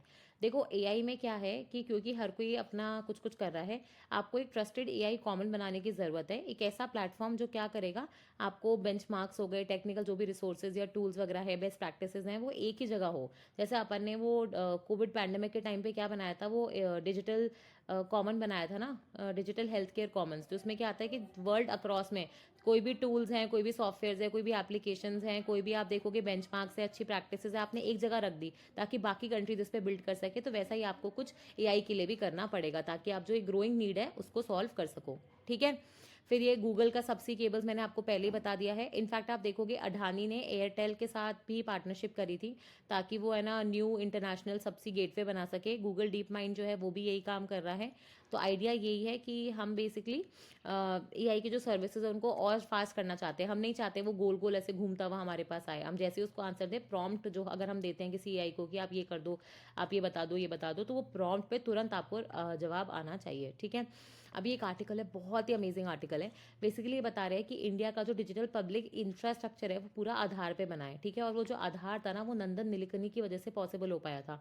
वो बोल रहे हैं हमें नंदन निलेकनी टाइप एक लड़का बंदा जो है, लड़का तो नहीं, एक बंदा जो है वो हमें एआई के लिए भी चाहिए होगा। बेसिकली वो बोल रहे नंदन निलेकानी जो थे, उन्होंने क्या करा था, उनकी जो कैपेबिलिटी थी, वो टेक भी समझते थे क्योंकि इन्फोसिस के चेयरमैन थे वो, और वो सरकार के जो सर्कल्स थे वो उनसे भी आप देखोगे नेविगेट कर पाते थे। वो इंडस्ट्री से भी बातचीत कर पाते थे, मिनिस्ट्री से भी बातचीत कर पाते थे, वो प्रेस को भी आंसर कर सकते थे, और पार्लियामेंट में जब कोई क्वेश्चन रेज हो रहे थे आधार को लेके उसको भी आंसर कर पाते थे। ठीक है, और स्टिल आप देखोगे एग्जीक्यूशन उन्होंने इतना लार्ज स्केल पे, जो मतलब होता है ना, आज अपन आधार के बिना इमेजिन ही नहीं कर सकते सरकार की कोई स्कीम, तो उन्होंने इतना बड़ा इनोवेशन जो है वो ड्राइव कर दिया। वो इसलिए हो पाया क्योंकि समवन जिसकी बहुत क्रेडिबिलिटी थी, ठीक है, जिसके वर्ड्स की कोई ना कोई वैल्यू थी, वो उसने डिसाइड किया कि वो अनकंफर्टेबल वाटर्स में डुबकी लगाएगा और उसको नेविगेट करेगा। ठीक है, उन्होंने सोचा कि मैं इस आइडिया को एक वर्किंग सिस्टम के तौर पे खड़ा करूंगा। तो ये जो ट्रांसफॉर्मेशन है एआई, जैसा जैसा हम बात कर रहे हैं कि ट्रस्टेड एआई कॉमन हम कुछ बनाएंगे, है ना, जिसपे डिजिटल पब्लिक इंफ्रास्ट्रक्चर होगा, जिसपे बाकी सारे जो एप्स है सॉफ्टवेयर बिल्ड होंगे, वो बोल रहे हैं इसके लिए भी हमें ऐसे लोग चाहिए जो एम्बिशन को एक्चुअली में आर्किटेक्चर में बदल सके, जो पॉलिटिकल विल जो होती है ना, ऑपोजिशन पार्टीज को भी समझा सके, और पॉलिटिकल विल जो है उसको लिटरली प्लेटफॉर्म में कन्वर्ट कर सके। इंडिया को ऐसी लीडरशिप एक और बार चाहिए होगी, और हमें इसको वापस ढूंढना पड़ेगा। ठीक है, वो ये बोल रहे हैं कि सिंपली आप एलएलएम्स में अपना पैसा फेंक दो, उससे कोई मतलब नहीं है। ठीक है, पॉइंट ये है कि उस एलएलएम का पब्लिक कोई वैल्यू होना चाहिए। इससे इससे अच्छी बात तो होगी, मतलब सबसे इंपॉर्टेंट डिसीजंस क्या होते हैं कि हम कितना पैसा लगाए, हम कौन सा एलएलएम बनाए, हम किस चीज़ को प्रायोरिटी पे रखें। ठीक है, हमें ना मीटी को एक तरीके का टेक्नोलॉजी चाहिए, मिनिस्ट्री ऑफ हेल्थ को एक तरीके का चाहिए, नीति आयोग का खुद का रोड मैप है, तो हम कौन सा डेवलप करेंगे। ठीक है, कौन आर्बिट्रेट करेगा इन डिफरेंट मिनिस्ट्रीज के बीच में। तो पर्सन जो होना चाहिए उसके पास रेयर और स्पेसिफिक कॉम्बिनेशन ऑफ क्वालिटीज होना चाहिए, कि वो टेक ओरिएंटेड भी होना चाहिए, उसके पास टेक्निकल डेप्थ भी होना चाहिए, उसको गवर्नमेंट से काम करवाने भी आने चाहिए। ठीक है, स्टेट और सेंटर दोनों में उसकी क्रेडिबिलिटी होनी चाहिए, समझ रहे हो। वो उसका ग्लोबल टेक्नोलॉजी फर्म से भी लेना देना होना चाहिए, उसको सीरियसनेस पता होनी चाहिए कि भाई प्रिवेसी और डिजिटल जो राइट्स होते हैं उनकी क्या है। प्लस आप देखोगे कि डिजिटल पब्लिक इंफ्रास्ट्रक्चर में भी उसका कुछ ना कुछ पकड़ होना चाहिए। प्लस आप देखोगे उसकी ईज होनी चाहिए कि वो सरकारी नहीं बल्कि एंटरप्रेन्योर्स और स्टार्टअप्स इन लोगों से भी बात कर सके, ब्यूरोक्रेट्स के साथ पेशेंस दिखा सके। ठीक है, एंड रेजिलियंस दिखा सके इस परमानेंट स्क्रूटिनी के अंदर, कि भाई जो एआई प्रोग्राम है उसको बार बार आप देखोगे स्क्रूटिनी पे डाला जाएगा, क्योंकि लोगों के डेटा का सवाल है। तो कैसे वो इस क्रिटिसिज्म को झेलेंगे। ठीक है, और सबसे ऊपर उनको खुद का कन्विक्शन चाहिए कि वो जो भी कर रहे हैं, है ना, वो बेसिकली सही है। वो मिडिल क्लास के लिए, रूरल के लिए, यूथ के लिए, जो ज्ञान अपन बोलते हैं ना, गरीब, यूथ, एग्रीकल्चर और नारी, इन सब के लिए वो अच्छा होना चाहिए। ठीक है, तो आइडिया यही है कि जैसे हमने एक पर्सन लाया था इस पूरे डीपीआई को ड्राइव करने के लिए, आधार को ड्राइव करने के लिए, अब ज़रूरत है कि हम एआई को भी ड्राइव करने के लिए एक नंदन नीलेकानी टाइप का वर्जन 2.0 ढूंढें। बहुत प्यारा आर्टिकल था, मुझे तो बहुत अच्छा लगा, क्योंकि जो नंदन नीलेकानी वाली जो किताब आई थी ना आधार वाली, वो मैंने पढ़ी है and it is a beautiful book. उन्होंने मतलब एक एक अपनी जो पूरी जर्नी थी ना आधार की, कि जब उन्होंने पहला जो बंदे का स्कैन किया था बायोमेट्रिक, वहाँ से लेकर वो पूरी जर्नी शुरू हुई है। और वो बता रहे हैं कि उनको कितने सारे चैलेंजेस आए इस आधार को एज अ प्रोजेक्ट एग्जीक्यूट करने में, और कैसे उनका वो जो होता है ना सिर्फ संकल्प कि हमें इसे करना है, वही काम आया था। ठीक है, फिर आप देखोगे how IITs are using AI power devices. मैंने बताया ना ब्रेस्ट कैंसर वगैरह में तो 90% से ज़्यादा इसका करेक्शन डेटा है। वो क्या करता है बेसिकली, आपके जो मेमोग्राफ्स होते हैं ना, मेमोग्राफ्स मतलब आपके जो मैमोलॉजी वाले जो एरिया होता है, वहाँ पे आपकी स्कैनिंग की जाती है, तो उन ग्राफ्स को स्टडी करके बता सकता है कि कोई एबनॉर्मलिटी है क्या, वेदर रिस्क जो है आपके पेशेंट की, बेसिकली इंडेक्स बनाते हैं, आप लो रिस्क पे हो, हाई रिस्क पे हो। ठीक है, और सीटी स्कैन का एनालिसिस कर सकते हैं। कई एआई टूल्स तो आपके ब्रेथ जो होती है, जिस तरीके से आप सांस ले रहे हो, उसका एनालिसिस करके बता सकते हैं कि भाई आपको कोई टीबी है, ऐसी कोई ब्रीदिंग प्रॉब्लम है या नहीं है। ठीक है, वैसे ही आप देखोगे सरकार ने, जैसे अपन बोले ना, सही करके स्ट्रैटेजी लाई है एआई इन हेल्थ केयर के लिए, बोधन एआई ले आई है वो एजुकेशन के लिए। वैसे आप देखोगे रोड सेफ्टी के लिए वो लाए हैं संजय करके। ओके, अब ये जो संजय एआई क्या है, संजय ऐप क्या है, बेसिकली ये भी आईआईटी मद्रास ने बनाई है। उनके पास एक सेंटर फॉर एक्सीलेंस है रोड सेफ्टी का। तो वो क्या करेंगे बेसिकली जितने भी डेटा पॉइंट्स वगैरह होते हैं जो रोड सेफ्टी के है ना, रोड्स वगैरह के, या फिर आप देखोगे उन्होंने पुलिस वगैरह से लिए हैं, जो लोकल लोग होते हैं उनको पता होता है कि भाई यहाँ पे एक्सीडेंट होने के चांसेस हैं, बट यहाँ पे हुए नहीं है, बट आगे हो सकते हैं। तो ये सारा डेटा वो फीड कराएंगे, और ये एक तरीके से इन्फॉर्म करेगा पॉलिसी मेकर्स को, पुलिस को, है ना, लोकल लोगों को, कि कैसे उनको अपनी रोड्स वगैरह डिज़ाइन करनी है, कहाँ पे ये जो डार्क स्पॉट्स है उनको एलिमिनेट करना है। तो उन्होंने इसका नाम संजय क्यों रखा है, क्योंकि संजय ने पूरी, आपको बताया, महाभारत की स्टोरी जो थी वो धृतराष्ट्र को सुनाई थी, क्योंकि वो देख नहीं सकते थे, करेक्ट है ना। तो इसलिए उन्होंने बोला है कि हमारा जो ऐप है वो भी संजय की तरह है। वो बेसिकली इंडिया में जो भी सबसे ज़्यादा 100 मोस्ट प्रोन एक्सीडेंट प्रोन जो डिस्ट्रिक्ट्स हैं उनको आइडेंटिफाई करेगा, और वहाँ पे रोड सेफ्टी से रिलेटेड जो भी इन्फॉर्मेशन चाहिए होगी, डेटा को कलेक्ट करके एनालाइज करके उसको इस तरीके से प्रेजेंट करेगा, जैसे अपना एयर क्वालिटी इंडेक्स होता है, उसमें जो डेटा है वो अपने को इस तरीके से दिखाते हैं कलर वाइज, ताकि अपने को समझ में आ जाए। एक नंबर बताने लग गए कि भाई इस नंबर जो है, इस नंबर से आप है ना उस चीज़ को आइडेंटिफाई कर सकते हो। तो वही चीज़ वो बोल रहे हैं कि यहाँ पे लोकल लोगों से भी डेटा लिया जाएगा, और इसको वो लोग, जैसे उनसे पूछा गया कि आपको क्या लगता है कि आपके जो इस एआई मॉडल है इससे कोई टैंजिबल बेनिफिट हुआ है क्या, उन्होंने बोला टैंजिबल का तो पता नहीं, बट बिहेवियर माइंडसेट है ना, बिहेवियर और माइंडसेट चेंज करने की बहुत ज़रूरत है। ठीक है, वो बोल रहे हैं एक्सीडेंट्स को हम एक्ट ऑफ गॉड नहीं समझ सकते, वो बेसिकली ह्यूमंस ही करते हैं। अब वो ह्यूमन एरर जो है ना उसको मिनिमाइज करना है, और वो जो आप डेटा बेस्ड डिसीजन लोगे ना उससे कम हो जाएगा। ठीक है, तो और उन्होंने, सरकार ने क्या करा है बेसिकली, एक स्कीम बनाई है सड़क सुरक्षा मित्रा की, जिसमें क्या होता है आप असिस्टेंस देते हो डिस्ट्रिक्ट एडमिनिस्ट्रेशन को, ताकि वो बहुत सारे जो काम है वो कर सके। इनफैक्ट इसके अंदर वो क्या करेंगे, जो आपके आसपास के ट्रॉमा सेंटर्स है ना उसका डेटा भी इसके अंदर फीड कर देंगे। तो ट्रॉमा सेंटर्स क्या इक्विप्ड है क्या, कौन से एक्सीडेंट ले सकता है, तो इससे क्या होगा, डिसीजन इंप्रूव हो जाएगा, कि गोल्डन आवर में हम उसको गलत हॉस्पिटल ले गए, फिर वहाँ से शिफ्ट कर रहे हो, उससे बेटर आप उसको राइट हॉस्पिटल ले जाओगे बेस्ड ऑन द ट्रॉमा, कि यहाँ पे इसका इलाज हो पाएगा। ठीक है, तो पीपल जो होता है, देखो प्रॉब्लम क्या है कि एक्सीडेंट क्यों हो रहे हैं, मोस्टली नाइट पे होते हैं, और नाइट पे भी आपको पता है ओवर स्पीडिंग एक बड़ा प्रॉब्लम है। तो ये जो स्पीड होता है लोग जज नहीं कर पाते, क्योंकि आगे से आने वाला स्कूटर है, बाइक है, कार है ना, वो हमारा जो माइंड है उसको जज नहीं कर पाता। तो इस पर एक स्टडी हुई थी, वो बोल रहे हैं एमआईटी और हार्वर्ड वगैरह में, वहाँ पे ही बताया था कि जैसे वेस्टर्न नेशंस में क्या हुआ, वो बुलक कार्ट से नॉर्मल दो स्कूटर से चार पहिया से फिर वो थोड़ा सा हाई स्पीड गाड़ी, उसके बाद बुगाटी। तो वो जो धीरे धीरे मूवमेंट हुआ ना क्रॉस ईयर्स, तो उनका जो ब्रेन है वो उस कॉम्प्लेक्स जो सेल्स होते हैं ना वो इस तरीके से ट्रेन हो गए कि वो लोग आइडेंटिफाई कर पाते हैं। हमारे यहाँ पे क्या हुआ, इंडिया में आप सीधा टू व्हीलर से, साइकिल से लोग गाड़ियों पे गए हैं। ठीक है, तो कहीं ना कहीं हमारा जो डेवलपमेंट है ना उस चीज़ का, हम वो समझ ही नहीं पाते हैं कि सामने से एसेंशियली वो कार्ट आ रहा है, या फिर आप देखोगे एक बहुत बड़ी गाड़ी।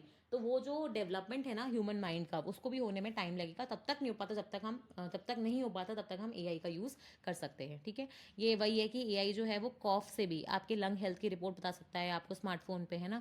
तो इसमें वो एग्जाम्पल बता रहे हैं कि श्वास करके है, जो श्वास का मतलब ये आपको पता है कि ब्रेथ होता है, तो आपकी ब्रेथ को एनालाइज करेगा, आप कितनी बार ले रहे हो, आपका असेसमेंट कर पाएगा लंग्स का। ठीक है, तो अपोलो हॉस्पिटल और इन्होंने सीएमसी हो गया, एम्स का डेटा इसमें फीड करके उसको चेक भी करा है कि ये सही देता है या गलत देता है। तो एक कितना बेटर है कि आपको लंग्स में कुछ डाले बिना ही नॉन इन्वेजिव तरीके से, है ना, रैपिड स्क्रीनिंग टेस्ट की तरह हो गया, ये पल्मोनरी डिजीजेस को चेक कर पाएगा। ठीक है, एंड एनालिसिस कर लेगा आपकी जो साउंड होती है ना लंग्स की, उसके बेसिस पे आपको प्रिलिमिनरी डायग्नोसिस देखेगा। तो कितने मतलब अमेजिंग तरीके के इनोवेशंस हैं ये एआई को लेके। अब एआई को लेके आप देखोगे जैसे यहाँ पे, क्योंकि वो आपको पता है गलगोटिया यूनिवर्सिटी का पूरा केस हो गया था जिसमें उन्होंने डॉग प्रेजेंट कर दिया, उन्होंने इन्वेंट किया, बाद में पता लगा वो तो चाइना का कोई डॉग था। तो वो इशू को देखते हुए आप देखोगे बहुत सारे लोगों ने बोला कि अब तो हाई टाइम है कि हम सारी यूनिवर्सिटीज़ के स्टॉल्स को जाके देखें कि कई लोगों ने ऐसा नहीं किया है। तो जैसे कई आईआईटीज़ थी, जैसे आईआईटी कानपुर, मद्रास और बॉम्बे, उनके स्टॉल्स को विजिट किया। तो आईआईटी कानपुर में अगर आप देखोगे उनके पास एक सेंटर ऑफ एक्सेलेंस है सस्टेनेबल सिटीज़ का, ठीक है। उसमें वो लोग क्या कर रहे हैं, बेसिकली फ्लड इंटेलिजेंस सिस्टम्स जो है ना वो बना रहे हैं, ठीक है। इसमें क्या होगा, जैसे उन्होंने क्या करा है, उन्होंने बोला कि जो फ्लड के डिसीजंस होते हैं ना वो बहुत स्लोली लिए जाते हैं, ठीक है। और एयर एसक्यू, ठीक है, क्लाइमेट सॉल प्राइवेट लिमिटेड, उन्होंने बेसिकली अपना एआई मॉडल्स यूज़ किया है और इसमें वो सिटीज़ को बताएंगे कि भाई इतना आपका रेनफॉल एक्सपेक्टेड है फ्यू टाइम में, कहाँ पे फ्लडिंग आ सकती है, मतलब माइक्रो लेवल पे, ऐसा नहीं कि पूरी मुंबई में बाढ़ आएगी, नहीं, मुंबई में भी कहाँ कहाँ बाढ़ आने की संभावना है, कितनी फ्लडिंग होगी, कितने ड्यूरेशन के लिए होगी, ठीक है। एक आइडियल ट्रैवल रूट्स क्या होने चाहिए आपके स्कूल्स के लिए, हॉस्पिटल्स के लिए, ठीक है, कौन से रूट कट ऑफ हो जाएंगे। एंड गोल यही है कि आपको हाइपर लोकल, लोकल से भी लोकल आपको रियल टाइम फ्लड के जो इंटेलिजेंस है आपको वो दे पाए, ताकि आप डिसीजन मेकिंग को और शार्पन कर पाओ, ठीक है, फ्लड रेजिलियंट बना पाओ अपनी सिटीज़ को। तो ऑलरेडी वो बोल रहे हैं कि उन्होंने ये जो ऐप है, आईआईटी कानपुर ने एक फ्लड इंटेलिजेंस जो ऐप बनाई है, ये उन्होंने गुरुग्राम के साथ शेयर करी थी। और अब वो बाकी जो होते हैं ना म्यूनिसिपैलिटीज़, उनको भी अब ये देंगे, ठीक है। वैसे ही आप देखोगे एक आवर्तन लैब्स करके है, वो भी एक अर्ली स्टेज का डीप टेक स्टार्टअप है जो बेसिकली सॉलिड वेस्ट मैनेजमेंट को एफिशिएंट बनाएगा। मतलब आपका जो भी सॉलिड वेस्ट मैनेजमेंट होता है, आपके घरों से जो कचरा जाता है, आपको पता है कि वो एक फैसिलिटी में जाता है, वहाँ पे जाके ऐसे वो पहाड़ से बनते हैं, तो उन पहाड़ों को वो बोल रहा है कि हमने एक टूल बनाया है AIML वाला, जो क्या करेगा, क्योंकि अपने यहाँ पे वेस्ट की जो सेग्रीगेशन है वो इतना अच्छे से होता नहीं है, बहुत सारा मटेरियल जो रिसाइकिल हो सकता था, जो सेपरेट किया जा सकता था, वो सेपरेट होता नहीं है। तो ये जो अवतारण सिस्टम होते हैं, ये बेसिकली क्या करेगा, vision intelligence recovery augmentation system है, इसको वीरा बोलते हैं, ठीक है, विजन का इंटेलिजेंस रिकवरी ऑगमेंटेशन। वो क्या करेंगे, बेसिकली कंप्यूटर विजन लगाएंगे और इसमें से वो वेस्ट अलग करवा देंगे, आपको बता भी देंगे कि यहाँ पे पड़ा है, यहाँ पे पड़ा है, ताकि आपकी जो रिकवरी है रिसाइक्लेबल मटेरियल की, वो 30% से बढ़ सकती है, ठीक है। तो आईआईटी कानपुर अगर आप देखोगे तो उसने दो चीज़ें करी है, एक तो फ्लड मिटिगेशन से लेके जो गुरुग्राम में ऑलरेडी एस्टैब्लिश्ड है, और एक आप देखोगे विजन इंटेलिजेंस वाला जो उन्होंने सॉलिड वेस्ट मैनेजमेंट की रिकवरी के लिए लगाया है। फिर दूसरा है आपका आईआईटी बॉम्बे। आईआईटी बॉम्बे ने बेसिकली क्या करा है, फिशरमैन को हेल्प करने के लिए बनाया है। उन्होंने क्या बोला है, देखो जहाँ पे भी ऐसे समुंदर होता है, तो समुंदर में कुछ एरिया होता है जहाँ पे फाइटोप्लैंक्टन्स होते हैं, ठीक है, मतलब बेसिकली एल्गी होती है। फिर इन एल्गी को खाना खाने के लिए स्मॉल फिशेज आती हैं, स्मॉल फिशेज को खाने के लिए बिग फिशेज आती हैं। तो एक तरीके से ये फूड चेन है। अब हमारे जो स्मॉल फिशरमैन होते हैं वो उनको स्मॉल फिशेज पकड़नी होती है, बट ये जो स्मॉल फिशेज का पूरा जत्था होता है ना, वो एक साथ चलता है, वो और एक जगह से दूसरी जगह मूव करता जाता है। तो कैसे जो फिशरमैन है उसको हम राइट तरीके से बता सके कि आपके फिशेज का जत्था कहाँ पे होगा, तो उसके लिए उन्होंने एक टूल बनाया है एआई का, जिसमें वो क्या करेंगे, वो बेसिकली जो अपने ओशंस वगैरह होते हैं वहां पे क्लोरोफिल कंटेंट हो गया और एल्गी हो गया, उसको मेजर करेंगे, ठीक है। तो वो जो स्पॉट्स होते हैं जहाँ पे प्लैंक्टॉन्स वगैरह मिलते हैं, और वो उसको आइडेंटिफाई करेंगे, वो हॉट स्पॉट्स जो होते हैं। और वो बेसिकली आप वो ये बोल रहे हैं कि अभी फिशरमैन उसको ढंग से लोकेट क्यों नहीं कर पाता, क्योंकि आप एक तो सैटेलाइट से जो डेटा आता है ना उसमें गैप होता है, और दूसरा आप देखोगे पानी से जो रिफ्लेक्ट होती है सनलाइट, उससे आप है ना ढंग से इनको निकाल नहीं पाते हैं। तो इसमें वो क्या करेगा, आपके पास्ट 7 डेज का जो सैटेलाइट इमेजेस है, प्लस आप देखोगे जो ओल्डर इन्फॉर्मेशन है कि कहाँ पे हॉटस्पॉट्स मिलते हैं, उसके बेसिस पे आपको बताएगा कि आपको अगले दिन कहाँ पे हॉटस्पॉट मिलने की संभावना है। तो इससे क्या होगा, फिशरमैन को एक्जैक्टली पता लग जाएगा कि उसको फिशेस कहाँ पे मिलेगी, गवर्नमेंट उनको अलर्ट वगैरह भी सेंड कर सकती है। और उन्होंने साफ मना कर दिया कि हम कमर्शलाइज नहीं करेंगे, क्योंकि हम नहीं चाहते कि ओशंस का एक्सप्लॉयटेशन हो, हम सिर्फ ये चाहते हैं कि स्मॉल फिशरमैन को उनका लाइवलीहुड मिले, ठीक है। तो उन्होंने भी आप देखोगे एक तो फिशरमैन से रिलेटेड कुछ काम किया, और दूसरा उन्होंने भी आप देखोगे आई फ्लोज जो होता है अपना इंटीग्रेटेड फ्लड मैनेजमेंट जो प्रैक्टिस होती है, उसके लिए भी काम किया है, ठीक है। जहाँ पे लोग होंगे ना वो खुद से भी इसमें, मतलब वो आईआईटी कानपुर से एक स्टेप आगे चले गए। आईआईटी कानपुर में तो उन्होंने पुराना वाला डेटा लिया, इसमें वो लोग क्या बोल रहे हैं कि हम जो रियल टाइम डेटा होता है कि लोगों ने कहीं से इमेजेस डाल दी, यहाँ पे पानी भर गया है, तो उसके बेसिस पे भी आप डिसीजंस को और ज़्यादा इन्हांस कर सकते हो। फिर आते हैं आईआईटी मद्रास के ऊपर। तो आईआईटी मद्रास पे आपने पहले ही पढ़ा है, centre for excellence for road safety हो जाएगा, ठीक है। ये वाला, एक मिनट, संजय करके उन्होंने बनाया है, ठीक है। फिर आईआईटी मद्रास को बोधन एआई का भी अपन हेड बनाया गया है। फिर आईआईटी मद्रास जो है वो हेल्थ के लिए भी बहुत कुछ कर रहा है ना। कहाँ गया वो आर्टिकल,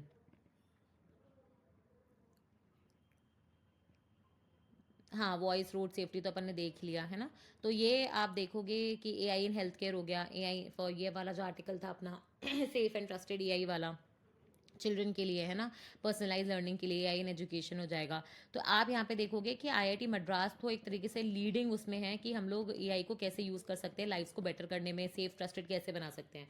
अब इन सब के बीच में एक जो अमेजिंग आर्टिकल आया है ना, वो इनका आया है, ठीक है, आर्म फोर्सेस को कैसे एआई को यूज़ करना चाहिए। तो he is deputy chief of army staff right now, lieutenant general Vipul Singhal, ठीक है। और इन्होंने एआई से क्या चैलेंजेस है ना, वो बताया है आर्म फोर्सेस के लिए। वो ये बोल रहे हैं कि हम सब लोग एआई को इनकॉर्पोरेट करने की तरफ भाग रहे हैं कि कैसे हम उससे डिसीजन ले पाएँ, बट बोले अल्टीमेट अकाउंटेबिलिटी किसकी होगी, आप तो ये बताओ। उन्होंने बोला कि जो एआई इनेबल्ड सिस्टम होते हैं वो बेसिकली ह्यूमन साइट के अंदर काम करने चाहिए, उस पर ह्यूमन का कंट्रोल होना चाहिए और आखिरी डिसीजन हमारा होना चाहिए, ताकि अकाउंटेबिलिटी डाल सके कि भाई तुमने डिसीजन लिया था। आप सिस्टम को थोड़ी बोलोगे कि आपने गलत डिसीजन लिया था, ठीक है।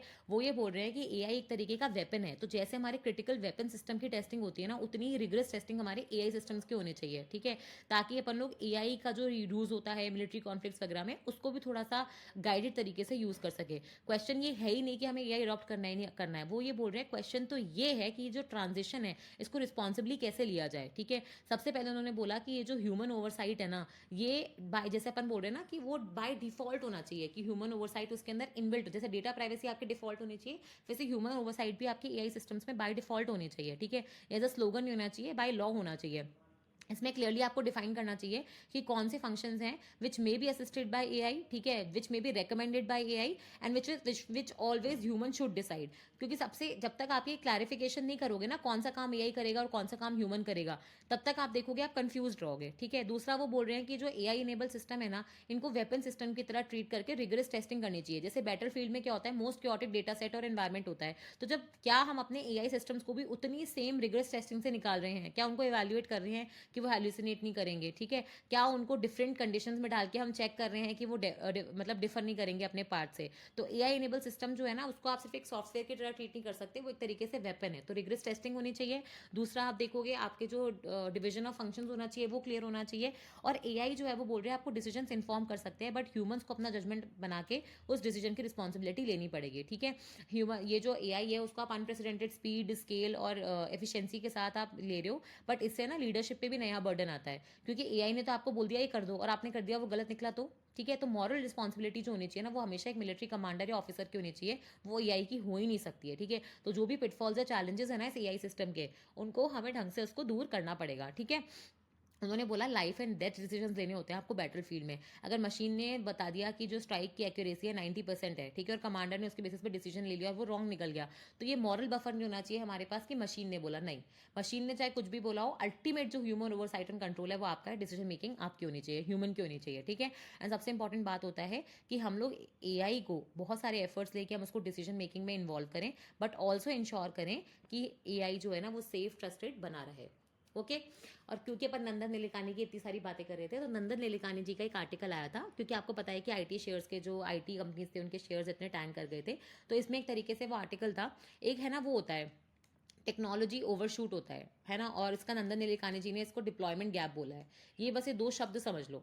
टेक्नोलॉजी ओवरशूट क्या होता है, यहाँ पे कहीं होगा। देखो टेक्नोलॉजी ओवरशूट का मतलब क्या होता है, आपने वो टेक्नोलॉजी बना दी, मतलब टेक्नोलॉजी उतनी ज़्यादा तेज़ी से ग्रो करी जितनी ज़्यादा तेज़ी से हमारे जो क्लाइंट्स हैं वो ग्रो नहीं कर पा रहे, ठीक है। तो जो एवरेज यूटिलिटी है ना उस प्रोडक्ट की वो इतनी अच्छी है नहीं। इसको नंदन नीलेकानी जी बोलते हैं डिप्लॉयमेंट गैप, ठीक है। वो ये बोल रहे हैं कि जो पावर ऑफ एआई है, और मतलब एआई तो बहुत तेजी से बढ़ गया, लेकिन जो पावर ऑफ बिजनेस है टू यूज एआई वो इतनी तेजी से नहीं बढ़ी है, ठीक है।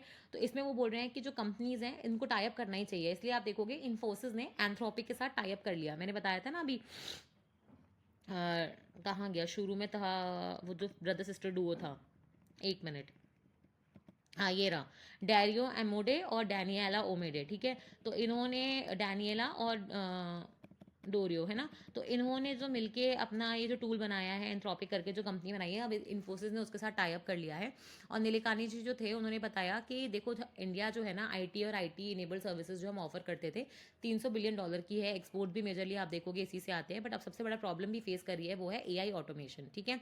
इनफैक्ट इन्होंने पहली बार खुल के बताया कि इन्फोसिस जो है वो 5.5% जो उसका रेवेन्यू आता है वो करीबन करीबन एआई ऑटोमेशन से आ रहा है। प्रॉब्लम एआई स्पेस में नहीं है, प्रॉब्लम ये है कि आपका सॉफ्टवेयर के साथ साथ आपके हार्डवेयर को भी इंप्रूव करना पड़ेगा। वो बोल रहे हैं हमारी कंपनीज में प्रॉब्लम क्या है, 1960 के कंप्यूटर्स हो गए है ना, लेगेसी सॉफ्टवेयर हो गए, 1980s और 2000 के साथ सब साथ साथ चल रहे हैं। तो अब इस पूरे सिस्टम को हमें अपग्रेड करना पड़ेगा, लेगेसी सिस्टम्स जो है इनको हटाना पड़ेगा। तो बोल रहे हैं इसके लिए मेजर खर्चा होगा और कंपनीज इसके लिए रेडी नहीं थी। तो ये जो फाउंडेशनल सिस्टम्स है ना, उनको भी कहीं ना कहीं वो बोल रहे हैं कि हमें सिस्टम्स ऑफ रिकॉर्ड की तरह काम लेके और जो नए इंटरफेस है उनको एजेंटिक बनाना पड़ेगा कि कस्टमाइज सोल्यूशंस हम कस्टमाइज सॉफ्टवेयर के थ्रू दे पाएँ, ठीक है। और ग्लोबल कैपेबिलिटी सेंटर में आपको बताइए कि इंडिया जो है मेजर एक्सपोर्ट्स ड्राइव करने वाला है। एंड इंडिया जो है बेसिकली याद रखना, जैसे चाइना अपन बोलते हैं ना कि मैन्युफैक्चरिंग के लिए, हार्डवेयर के लिए, तो इंडिया जो है वो सर्विसेज के लिए है। तो ग्लोबल कैपेबिलिटी सेंटर्स हमारे यहाँ पे तेजी से बढ़ रहे हैं और हमें उसको और तेजी से भी बढ़ाना है। फिर आते हैं महाराष्ट्र के ये 5% मुस्लिम कोटा वाले आर्टिकल पे। देखो हुआ क्या है कि 2014 में आपको पता होगा कि दो रिजर्वेशन की डिमांड उठी थी महाराष्ट्र में। एक तो था कि मराठा को रिजर्वेशन मिलना चाहिए सोशली एजुकेशनली बैकवर्ड क्लास के अंदर 16%, जो सरकार ने दे भी दिया था। फिर आप देखोगे इसको हाईकोर्ट में चैलेंज किया गया और हाईकोर्ट ने फिर इस रिजर्वेशन को खत्म कर दिया था। एक तो ये 50% के ऊपर था, 50% जो रिजर्वेशन था उसके ऊपर जा रहा था, तो ऑब्वियसली आपकी जो सीलिंग होती है वो चेक होती है। और दूसरा था 5%, आप देखोगे मुस्लिम्स के अंदर भी कुछ जो सब कास्ट होती हैं इनको स्पेशल बैकवर्ड क्लासेस का दर्जा देके इनको 5% का रिजर्वेशन दिया था। ये वाला हाईकोर्ट ने अप्रूव कर दिया था, इसको बोला था कि 50% की सीलिंग क्रॉस भी हो रही है तो भी हम इसको अलाउ करेंगे, ठीक है। और जो उसकी रीजनिंग थी उन्होंने यही कहा था कि जो एजुकेशनल, इसमें भी उन्होंने कहा था कि जॉब में नहीं मिलेगा, जो प्राइवेट अनएडेड इंस्टीट्यूशंस होते हैं उसमें नहीं मिलेगा। जो सरकारी इंस्टीट्यूशंस हैं वो चाहते हैं कि जो मुस्लिम्स हैं वो सेक्युलर एजुकेशन की तरफ बढ़ें, तो उनको एक डायरेक्शन मिलना चाहिए और ताकि वो मेन स्ट्रीम में आ सके, तो इसलिए उन्होंने ये 5% का जो रिजर्वेशन था इसको अलाउ कर दिया था। बट ये कभी धरातल पे नहीं आया था, तो अब सरकार ने फाइनली क्या करा है, इस रेजोल्यूशन को ही हटा दिया है, ठीक है। तो इसलिए आप देखोगे इतना सारा हंगामा हो रहा है वहाँ पे, और कुछ नहीं है, ठीक है। पर ये लागू कभी भी नहीं था, ऐसा नहीं है कि लगे हुए रिजर्वेशन को आपने हटा के जीरो किया है, ठीक है। फिर आप देखोगे वो आपको बताइए डीपीडीपी एक्ट, तो अभी सुप्रीम कोर्ट जो है वो 3 केसेस में 9 जज बेंच बैठेंगी। एक तो सबरीमाला टेम्पल वाला इशू है जिसमें आपको बताया लॉर्ड अयप्पा की मूर्ति रखी है, 10 से 50 साल की जो लेडीज है उनको अलाउड नहीं होता है अंदर जाना, और इसको चैलेंज किया गया था आर्टिकल 14 के अंदर। फिर इसमें 5 जज बेंच ने डिसीजन भी दिया था 4:1 मेजोरिटी से, जहाँ पे हाँ आई थिंक 4:1 मेजोरिटी से, जहाँ पे विमेन को अलाउ किया गया था। फिर बहुत सारे हंगामे हो गए थे, हिंदू प्रीस्ट वगैरह ने मना कर दिया था, उन्होंने बोला था फिर बाकी टेम्पल्स में भी सेम होगा, है ना, एसेंशियल रिलीजियस प्रैक्टिस का पार्ट है। तो फाइनली अब इसको 9 जज बेंच जो है उसके लिए सुप्रीम कोर्ट ने बोला इसको सुनेगी, ठीक है। तो पहला एक तो ये वाला केस हो जाएगा। दूसरा है आपका डीपीडीपी एक्ट हो जाएगा और digital personal data protection act, क्योंकि इसमें क्या होता है कुछ आर्टिकल्स हैं जो आरटीआई को खत्म कर रहे हैं। बेसिकली आरटीआई में बोला था कि पब्लिक इंटरेस्ट में आपकी प्राइवेट इन्फॉर्मेशन भी बताई जा सकती है, और डीपीडीपी एक्ट में साफ मना कर दिया है कि कोई भी प्राइवेट इन्फॉर्मेशन जो है वो रिलीज नहीं कर जा सकती, और ये जो है वो आरटीआई से भी ऊपर होगा, ठीक है। तो ये सारी चीजें जो है ना ये कहीं ना कहीं अभी चैलेंज की जाएंगी 9 जज बेंच वाले केस में। और तीसरा जो एक केस है जिसमें 9 जज बेंच बैठेगी वो यही है कि क्या इंडस्ट्री का स्टेटस क्या होता है और किसको देना चाहिए, ठीक है।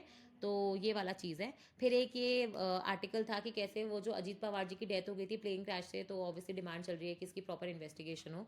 बट आपको पता है कि यहाँ पे फ्लाइट बेसिकली दो तरीके, जैसे ये आपका एरोप्लेन है ना, तो इसमें पीछे वाला जो आगे वाला हिस्सा तो कॉकपिट होता है और पीछे वाला आपका हिस्सा होता है टेल। अब इसमें क्या होता है, जनरली आप हमेशा सुनते होगे कि फ्लाइट से कभी भी क्या होता है ब्लैक बॉक्स निकलता है। वो एक्चुअली में ब्लैक बॉक्स नहीं होता, वो एक तरीके का ऑरेंज बॉक्स होता है, क्योंकि उसमें जो कलर किया जाता है वो ऑरेंज होता है ताकि वो रिफ्लेक्ट कर सके। इनफैक्ट उसमें ना ऐसी कोई चिप भी होती है जो अल्ट्रासाउंड आपको वेव्स भेजती रहती है 7 दिन तक, ताकि आप उसको रिलोकेट कर पाओ कि अगर वो कहीं भी क्रैश हो जाता है तो वो मिल जाए। पर इसको ब्लैक बॉक्स इसलिए कहते हैं क्योंकि इसके अंदर जो डेटा होता है उसको प्रोटेक्ट करने के लिए इतनी भयंकर स्टील केसिंग होती है कि इसमें हवा पानी कुछ नहीं घुस सकता अंदर, ठीक है। इस तरीके से इसको बोलते हैं अपन की ब्लैक बॉक्स है। तो दो तरीके के ब्लैक बॉक्स होते हैं, एक जो फ्लाइट का डेटा रिकॉर्ड करता है और एक जो वॉइस रिकॉर्ड करता है, ठीक है, जो कॉकपिट की वॉइस रिकॉर्ड करता है। तो कॉकपिट वॉइस रिकॉर्डर यहाँ पे होता है, फ्लाइट डेटा रिकॉर्डर पीछे होता है। इसमें 300 ज़्यादा पैरामीटर्स जो होते हैं ना फ्लाइट के वो रिकॉर्ड किए जाते हैं, और इसमें जो फ्लाइट में जो आपके पायलट्स हैं, को पायलट्स हैं, उनके बीच में जो वार्तालाप हो रही है, जो वॉइसेस वगैरह है ना, वो लोग क्या वार्तालाप कर रहे हैं एयर स्टेशन वगैरह से, तो उनसे भी बात की, उनका भी डेटा रिकॉर्ड होता है। तो इसके बेसिस पे आप पता लगाते हो कि भाई फ्लाइट क्रैश क्यों क्यों हुई होगी, एक्सीडेंट क्यों हुआ होगा, किसकी गलती है, पायलट की है किसी की नहीं है ना। तो वो सारी चीज़ें आप देख सकते हो यहाँ से पता लगती है। और वो जो अल्ट्रासाउंड को डेटा था वो 7 दिन नहीं, वो 30 दिन तक आता है, ठीक है, वो इंपॉर्टेंट है। ओके। अब म्यांमार में जैसे दो जगह हुआ है, एक तो बांग्लादेश में आपको पता है नई इलेक्शंस के बाद नई सरकार आई है, और म्यांमार में भी आपको पता है union solidarity and development party जो है उनकी मिलिट्री वाली पार्टी वो जीत चुकी है। इनफैक्ट आप देखोगे बहुत जगह तो इलेक्शंस हुए ही नहीं थे, ये कह के कि वहाँ पे इलेक्शंस करवाना डिफिकल्ट है, जैसे रखाइन स्टेट वगैरह हो जाएगा। और 2021 में यहाँ पे जो ऑन्ग सान सूची की पार्टी थी, national democratic league I think, उसको तो मना ही कर दिया था, उसको तो बैन ही कर दिया था इलेक्शन से। और बहुत सारी जो माइनॉरिटी पार्टीज थी वही जीत रही थी, तो ऑब्वियसली माइनॉरिटी का मोबिलाइजेशन हो गया है। इंटरनेशनल कोर्ट ऑफ जस्टिस में ऑलरेडी म्यांमार के खिलाफ गाम्बिया ने केस कर रखा है जेनोसाइड का, क्योंकि वो रखाइन स्टेट में जो रोहिंग्या मुस्लिम्स है उसके खिलाफ उन्होंने कर रखा है, ठीक है। और मैसिव मतलब यूनाइटेड नेशन ऐसा बोल रहा है कि म्यांमार में इस वक्त 50% से ज़्यादा लोग जो है वो बिलो पॉवर्टी लाइन रह रहे हैं, मैसिव डिस्प्लेसमेंट हुआ है। और आपको ये पता होना चाहिए कि वहाँ पे भी अब एक जो मिलिट्री ट्रांजिशन हो रहा है, नई पार्टी आई है, ठीक है। तो मिलिट्री जो है वो यही बोल रही है कि हम यहाँ पे स्टेबिलिटी कैसे रिस्टोर करेंगे, ट्रांजिशन कैसे करेंगे। पर देखो इंडिया में तो काला दान हो जाएगा हमारा, India Myanmar Thailand trilateral highway हो जाएगा, तो बहुत सारे प्रोजेक्ट्स हमारे रुके हुए हैं। तो हमें तो बस कोशिश करनी है कि कैसे हम म्यांमार के साथ अच्छे रिलेशन बना के कोशिश कर सके कि वहाँ पे जो भी पार्टी है, पार्टी इन पावर के साथ हम अच्छे रिलेशन बना पाएँ, ठीक है। फिर आता है सबसे बिगेस्ट आर्टिकल, वो है इंडिया और फ्रांस के ऊपर, कि इंडिया और फ्रांस ने अपनी जो स्ट्रेटेजिक पार्टनरशिप है उसको अपग्रेड कर दिया है, उसको स्पेशल ग्लोबल स्ट्रेटेजिक पार्टनरशिप बना दिया है। Strategic partnership, France was the पहली कंट्री जिसके साथ इंडिया ने 1998 में स्ट्रेटेजिक पार्टनरशिप साइन किया था। और 2023 में जब 50 साल पूरे हुए थे हमारी स्ट्रेटेजिक पार्टनरशिप को, तब हमने बेसिकली एक होराइजन 2047 करके मैप निकाला था, जिसमें हमने बताया था कि इंडिया और फ्रांस जो है 2047 में जब इंडिया को 100 साल हो जाएंगे आज़ादी के, हमारे रिलेशंस को भी आप देखोगे 100 साल हो जाएंगे, क्योंकि 1947 में जब इंडिया आज़ाद हुआ था तभी फ्रांस के साथ हमारे रिलेशंस बन गए थे। और 50 साल हो जाएंगे हमारी स्ट्रेटेजिक पार्टनरशिप को, ठीक है। तब आप देखोगे कि हम ये अचीव करना चाहते हैं, तो हमने partnership for security and sovereignty, partnership for planet and partnership for people, ऐसे करके 3 इसके पिलर्स बनाए थे। और उन तीनों पिलर्स में हमने बताया था कि इंडिया क्या क्या करेगा, ठीक है। तो ये जो इमैनुअल मैक्रोन जी है जो फ्रांस के प्रेसिडेंट हैं, वो आपको पता ही है कि अभी जो ग्लोबल एआई इम्पैक्ट समिट है उसके लिए इंडिया आए हुए थे। और उन्होंने बहुत सारे 21 इंपॉर्टेंट आउटकम्स जो हैं उस पर साइनिंग हुई है, क्रिटिकल मिनरल से लेकर, डिफेंस से लेकर, एनर्जी से लेकर, स्टार्टअप से लेकर, है ना। और इनफैक्ट आप देखोगे 6th India France annual defence dialogue भी हुआ है, एक्सटर्नल अफेयर्स का मिनिस्ट्रियल डायलॉग भी स्टार्ट करने की बात करी गई है। और फ्रांस हमेशा बोल रहा है कि इंडिया और फ्रांस जो है उनके रिलेशनशिप्स ना बहुत पुराने हैं। फ्रांस ने इंडिया को कभी भी दबाव नहीं डाला है, यूएनएससी में भी उसकी मेंबरशिप को सपोर्ट करता है, ठीक है। जब लोगों ने हमारा साथ छोड़ दिया था, जब इंडिया ने टेस्टिंग करी थी न्यूक्लियर, तभी आप देखोगे फ्रांस ने हमारे ऊपर कोई बैन नहीं लगाया था। फ्रांस ने हमें वॉर्स में भी हेल्प करी है, अपने ये होता है ना फाइटर जेट्स वगैरह प्रोवाइड करवा के, जैगवार हो जाएगा, और एक दो और थे, ठीक है। और अब आप देखोगे फ्रांस जो है वो को जॉइंट प्रोडक्शन और को जॉइंट डेवलपमेंट करना चाहता है, वो मेक इन इंडिया को सपोर्ट करना चाहता है। फ्रांस की कुछ हज़ार कंपनीज है जो यहाँ पे है, इंडिया की कुछ 150 कंपनीज है जो फ्रांस में है।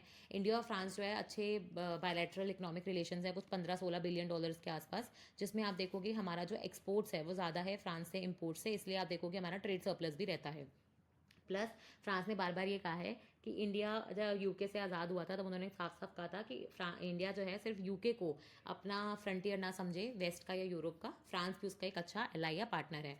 और उन्होंने साफ साफ बोला है कि इस अनसर्टेन वर्ल्ड में, ठीक है, जब ग्लोबल डायनेमिक्स इतनी अनप्रिडिक्टेबल हो गई है, इंडिया और फ्रांस की फ्रेंडशिप जो है वो माउंटेन से भी ऊंची है और ओशन से भी गहरी है, ठीक है। और को जॉइंट प्रोडक्शन और डेवलपमेंट में रफाल तो पहले से ही था, आपको पता है 114 रफाल की डील हुई है, जिसमें से कुछ 28 होंगे वो हमें मतलब ऐसे 28 या 26 ऐसे कुछ हमें डायरेक्ट मिलेंगे, और बाकी सारे इंडिया में 90 के आसपास जो है वो तो इंडिया में को joint production development technology transfer के साथ बनाए जाएंगे। बैंगलोर में इसकी फैक्ट्री बनेगी। वैसे ही आप देखोगे स्कॉर्पियन क्लास सबमरीन, कलावरी तो हमने ऑलरेडी कर लिया है। अब इसमें दो चीज़ें और ऐड होंगी, एक तो हैमर मिसाइल्स हो जाएंगी जो बेसिकली आप है ना एयर से सरफेस पे गिराते हो और बंकर्स वगैरह जो होती है वो डिस्ट्रॉय कर देती हैं, तो ऑपरेशन सिंदूर में इनका बहुत अच्छा काम आया था। तो हैमर मिसाइल्स का भी को जॉइंट को प्रोडक्शन होगा इंडिया के अंदर। साथ में ये तो है बेसिकली जो भारत इलेक्ट्रॉनिक लिमिटेड है और सैफरन करके एक फ्रांस की कंपनी है, वो दोनों मिलकर इस हैमर मिसाइल्स को बनाएंगी। दूसरा है H-125 हेलीकॉप्टर्स, तो इसके लिए टाटा और एयरबस के बीच में डील हुई है कि ये भी अब इंडिया में बनाए जाएंगे। ये हेलीकॉप्टर्स क्या है, माउंट एवरेस्ट से भी ऊंची ऊंचाई पे उड़ सकते हैं, तो ये बहुत इंपॉर्टेंट है, क्योंकि इंडिया के पास अभी जो हेलीकॉप्टर्स है ना वो सारे मोस्टली 5,000 6,000 मीटर तक के उड़ पाते हैं, और आपको पता है 8,000 10,000 मीटर पे हमारा हेलीकॉप्टर नहीं जा पाता है। तो ये जो हेलीकॉप्टर्स हैं वो बेसिकली लाइट यूटिलिटी हेलीकॉप्टर्स हैं जो बहुत ऊपर तक उड़ पाएंगे। तो ये कहीं ना कहीं वहाँ पे ये हुआ है, मैंने बताया ना, फ्रेंडशिप जो है दोनों कंट्रीज़ के बीच में इसकी कोई सीमा नहीं है, और ये पार्टनरशिप जो है डीप ओशंस और उनसे भी बड़ी है, रूल ऑफ लॉ पे है, कॉपरेशन करेंगे टेररिज्म को कॉम्बैट करने के लिए। पहलगाम में जो हुआ उसके बाद इंडिया ने जो ऑपरेशन सिंदूर लॉन्च किया, फ्रांस ने उसको पूरी तरीके से सराहा है। प्लस आप देखोगे फ्रांस जो है, तो 2026 को हमने इंडिया और फ्रांस का ईयर ऑफ इनोवेशन घोषित किया है। प्लस आप देखोगे होराइजन 2047 के लिए भी इंडिया और फ्रांस रेडी हैं। Indo French centre for AI in health care करके एम्स में एक नया सेंटर खोला है। एक इंडो फ्रेंच का centre for excellence and digital science and technology भी खुला है। एक स्किलिंग इन एरोनॉटिक्स के लिए भी खुला है, ठीक है। प्लस आप देखोगे हैमर वाला मैंने आपको पहले ही बता दिया है। हमारे फोर्सेज और उनकी जो फोर्सेज होती है लैंड वाली, वो आप देखोगे रेसिप्रोकल डिप्लॉयमेंट होगा। गरुड़, शक्ति और वरुण ऑलरेडी एक्सरसाइजेस चल रही हैं, बट इनको भी थोड़ा और ज़्यादा किया जाएगा। क्रिटिकल इमर्जिंग टेक्नोलॉजीज़ में काम किया जाएगा, क्रिटिकल मिनरल्स में काम किया जाएगा। डबल टैक्सेशन अवॉइडेंस अग्रीमेंट में जो अमेंडमेंट चाहिए वो भी करे जाएंगे, ठीक है। प्लस आप देखोगे एक अभी रिसेंटली क्या हुआ है कि आपको पता है ईयू के साथ जो अपना एफटीए हुआ था उसके अंदर एक लीगल गेटवे ऑफिस खोला है हमने इंडिया में, ठीक है। वो एक तरीके से हमने क्या बोला था कि सेफ, ऑर्डरली और रेगुलर माइग्रेशन जो होता है, कि लोग इलीगल तरीके से डंकी रूट से ना जाएं और जो माइग्रेशन है वो प्रॉपर हो। तो इंडिया फ्रांस ने भी मोबिलिटी अग्रीमेंट साइन किया, जिसमें फ्रांस ने बोला है वो 30,000 स्टूडेंट्स को हर साल इंडिया से आने की परमिशन देगा। तो वैसे ही आप देखोगे अभी प्रॉपर लीगल गेटवे ऑफिस क्या होगा, लोगों को राइट इन्फॉर्मेशन, वीज़ा के बारे में, इमिग्रेशन के बारे में जानकारी, क्या क्या बेनिफिट्स हैं, यूनिवर्सिटीज़, रिसर्चर्स, स्कॉलर्स, प्रोफेशनल्स, हर किसी को एक तरीके से अपन बोलते हैं ना राइट इन्फॉर्मेशन देगा। तो ये ऑफिस जो है वो खोला गया है। ये पहला सच ऑफिस है जो यूरोपियन कंट्री ने खोला है किसी भी और देश में। तो हमारे यहाँ पे न्यू दिल्ली में खोला गया है। ये बेसिकली टैलेंट का जो मोबिलिटी होता है, इधर से उधर जाने की जो फैसिलिटी होती है, रिस्पॉन्सिबल तरीके से प्रमोट करें, है ना। हम चाहते हैं कि भैया safe, legal, regular, well informed migration हो, ताकि उनको भी मतलब डिपोर्ट ना करना पड़े किसी को भी, है ना। मोबिलिटी पर्पस के साथ हो, मोबिलिटी जो लोगों को एम्पावर करे, इंडिविजुअल्स को स्ट्रेंथन करे, एक पार्टनर इकोनॉमीज की तरह डेवलप करे, ठीक है। और यूरोपियन कंट्रीज़ को भी हमारे इस लार्जर टैलेंट पूल से फ़ायदा मिलेगा। और हमें भी आप देखोगे यूरोप के जो यूरोप जो है कंट्री सपोर्ट कर पाएंगी हमारे स्किलिंग इनिशिएटिव्स में, ठीक है। तो ईयू का मैंने बताया ना पहला सच ऑफिस है किसी भी पार्टनर कंट्री में जो इंडियन स्टूडेंट्स, प्रोफेशनल रिसर्चर सबको हेल्प करेगा, ताकि वो मोबिलिटी और स्किल्स वगैरह जो है 27 ईयू स्टेट्स में ढंग से देख सके। एक तरीके से सपोर्ट ऑफिस होगा जो वन स्टॉप हब भी होगा, जिसमें आप वर्क, स्टडी, रिसर्च, जिससे भी क्या अपॉर्चुनिटीज़ हैं, क्या कैपेबिलिटीज़ हैं, क्या जॉब का सिनेरियो है, वो सारी चीज़ें आपको यहाँ पे एकदम से पता चल जाएंगी, ठीक है। तो मोबिलिटी को हेल्प करेगा ताकि लोग है ना गलत तरीके से ना जाके सही सेफ रूट्स जो है वो अपनाएं ईयू कंट्रीज़ में जाने के लिए, ठीक है। और ठीक है, यहाँ पे अपना ये ईयू और फ्रांस वाला आर्टिकल ख़त्म होता है। फिर अपन चलते हैं नक्सलिज्म पे, ठीक है। आई थिंक वो जो फ्रांस वाला आर्टिकल है ना, उसमें मुझे एक दो चीज़ें और बतानी है। एक मिनट, मैं पहले वो बता देती हूँ। देखो, इंडिया और फ्रांस की जो पार्टनरशिप है ना, उसमें सबसे पहले तो आप बताओगे कि 1947 से शुरू हो गई थी, 1998 में स्ट्रेटेजिक पार्टनरशिप बने थे, और अभी 2026 में हम ग्लोबल स्पेशल स्ट्रेटेजिक पार्टनरशिप बन गए हैं, ठीक है। इसके बाद है ना इसके अलग अलग स्वरूप है, जैसे डिफेंस देखोगे, स्पेस देखोगे, है ना, फिर डीप ओशन रिसर्च टाइप भी देख सकते हो, फिर आप स्मार्ट सिटीज़ में देख सकते हो, आप बायोडाइवर्सिटी में देख सकते हो, इंटरनेशनल ऑर्गेनाइजेशन में देख सकते हो। तो इसके अलग अलग पैरामीटर्स हैं। और इकोनॉमी या ट्रेड तो है कि $16 बिलियन के आसपास का हमारा ट्रेड है, जो इंडिया का ट्रेड सरप्लस है। 1000 कंपनी यहाँ पे फ्रांस की हैं, हमारी 150 से ज़्यादा कंपनीज है जो फ्रांस में ऑपरेट करती हैं, ठीक है। 30,000 अभी 10,000 बच्चे कुछ हमारे फ्रांस लेता है, अभी वो बोल रहे हैं 30,000 के आसपास वो लेंगे, ठीक है।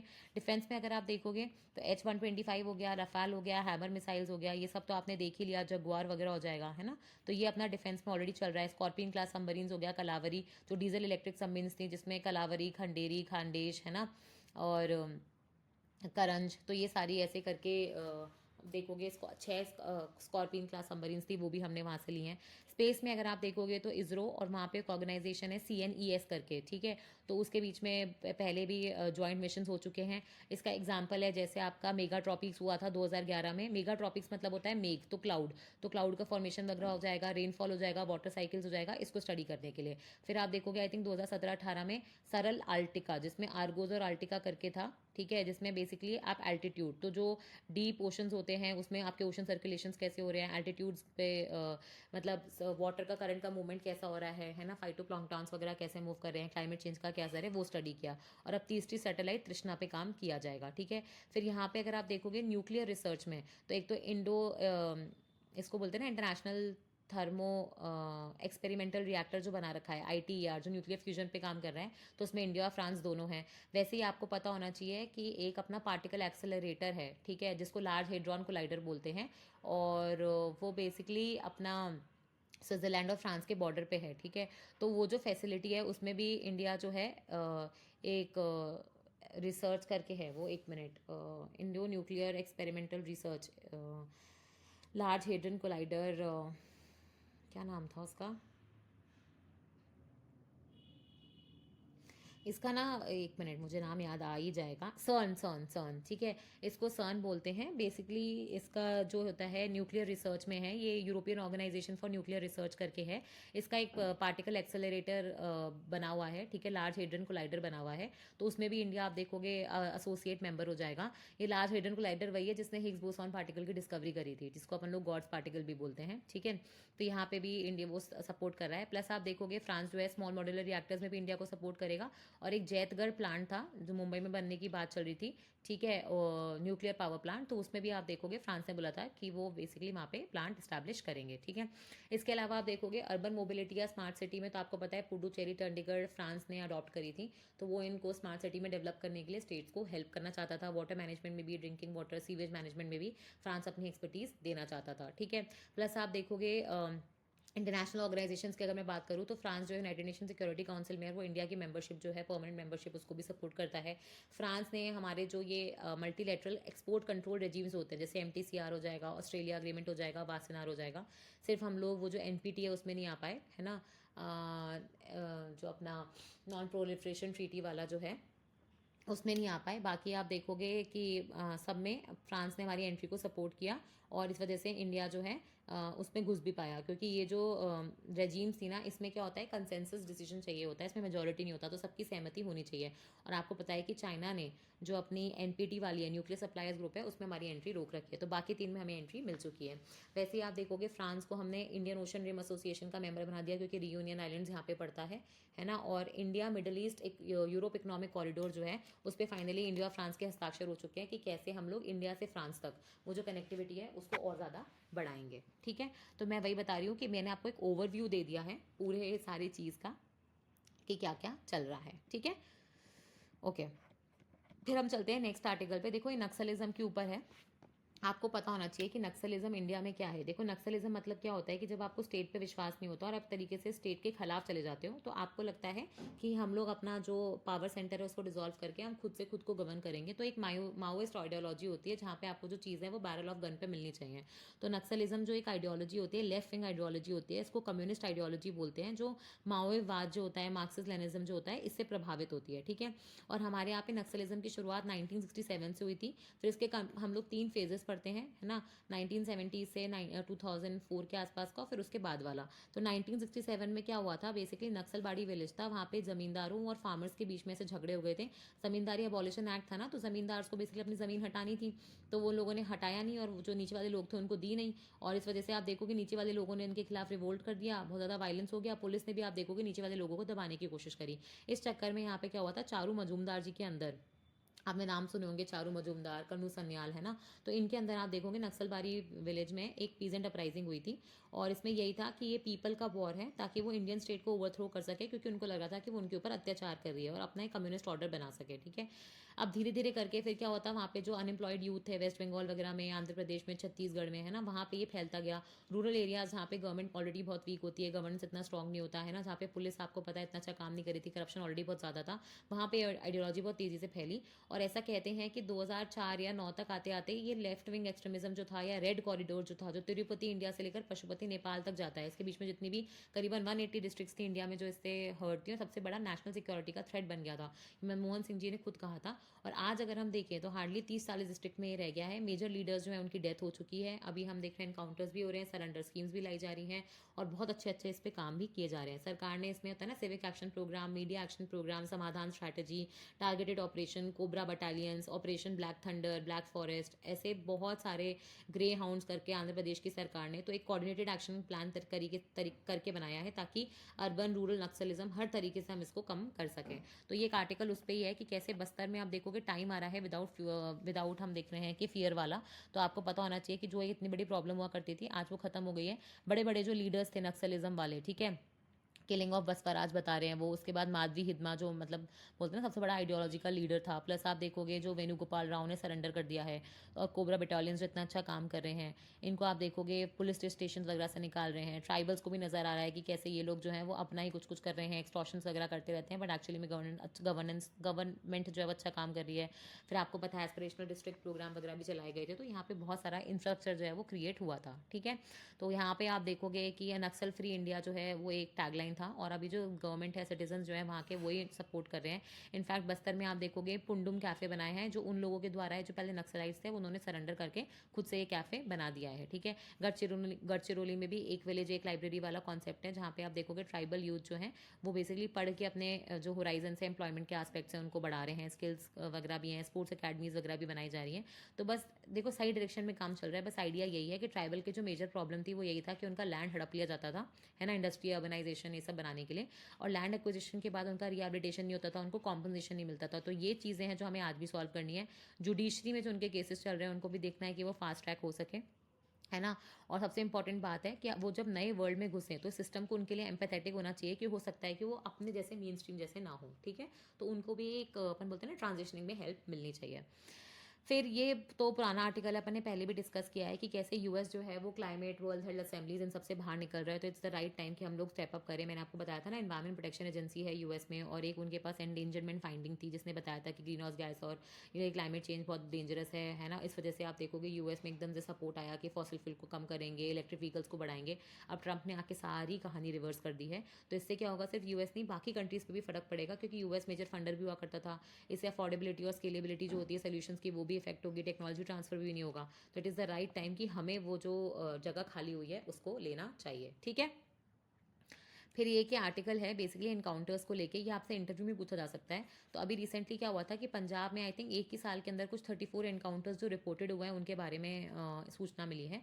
और जब भी इनसे कोई रिटर्न एक्सप्लेनेशन मांगा गया कि एनकाउंटर्स क्यों हुए हैं, क्या है, पूरा डिटेल रिपोर्ट दीजिए, ठीक है, और बात करने की कोशिश की गई तो कुछ नहीं बताया। एक्चुअली अपने यहाँ पे क्या होता है, NHRC जो होता है, नेशनल ह्यूमन राइट कमीशन, उसको आपको सबमिट करना होता है अगर कोई भी एनकाउंटर होता है, और उसमें अगर कोई कैजुअलिटी होती है तो उसमें तो प्रॉपर FIR रजिस्टर होकर आपको डिटेल्ड उसमें रिपोर्ट सबमिट करनी होती है। और FIR पे जो भी इन्वेस्टिगेशन होगी वो जिस ऑफिसर ने एनकाउंटर किया है उसके ऊपर वाला जो ऑफिसर होगा वो उस पर प्रॉपर तरीके से इन्वेस्टिगेशन करता है। बट ऐसा कुछ भी आप देखोगे NHRC ने भी कंप्लेन किया कि पंजाब में फॉलो नहीं किया गया है। इनफैक्ट जब भी आप देखोगे एनकाउंटर्स का मेजर रीजनिंग वही होता है कि पुलिसमैन ने सेल्फ डिफेंस में फायरिंग कर दी, हमने तो उसको बहुत वार्निंग्स दी, फिर उसके फीट में या लेग्स में हमने फायरिंग करी थी, वो भागने की कोशिश कर रहे थे, और कुछ आइडेंटिफाइड स्पॉट्स हैं वहीं पे पहले जानकारी मिल गई, उनके लोग आ गए, ओपन फायरिंग शुरू कर दी, तो हमें मजबूरन आप देखोगे इनडिस्क्रिमिनेट फायरिंग शुरू करनी पड़ी।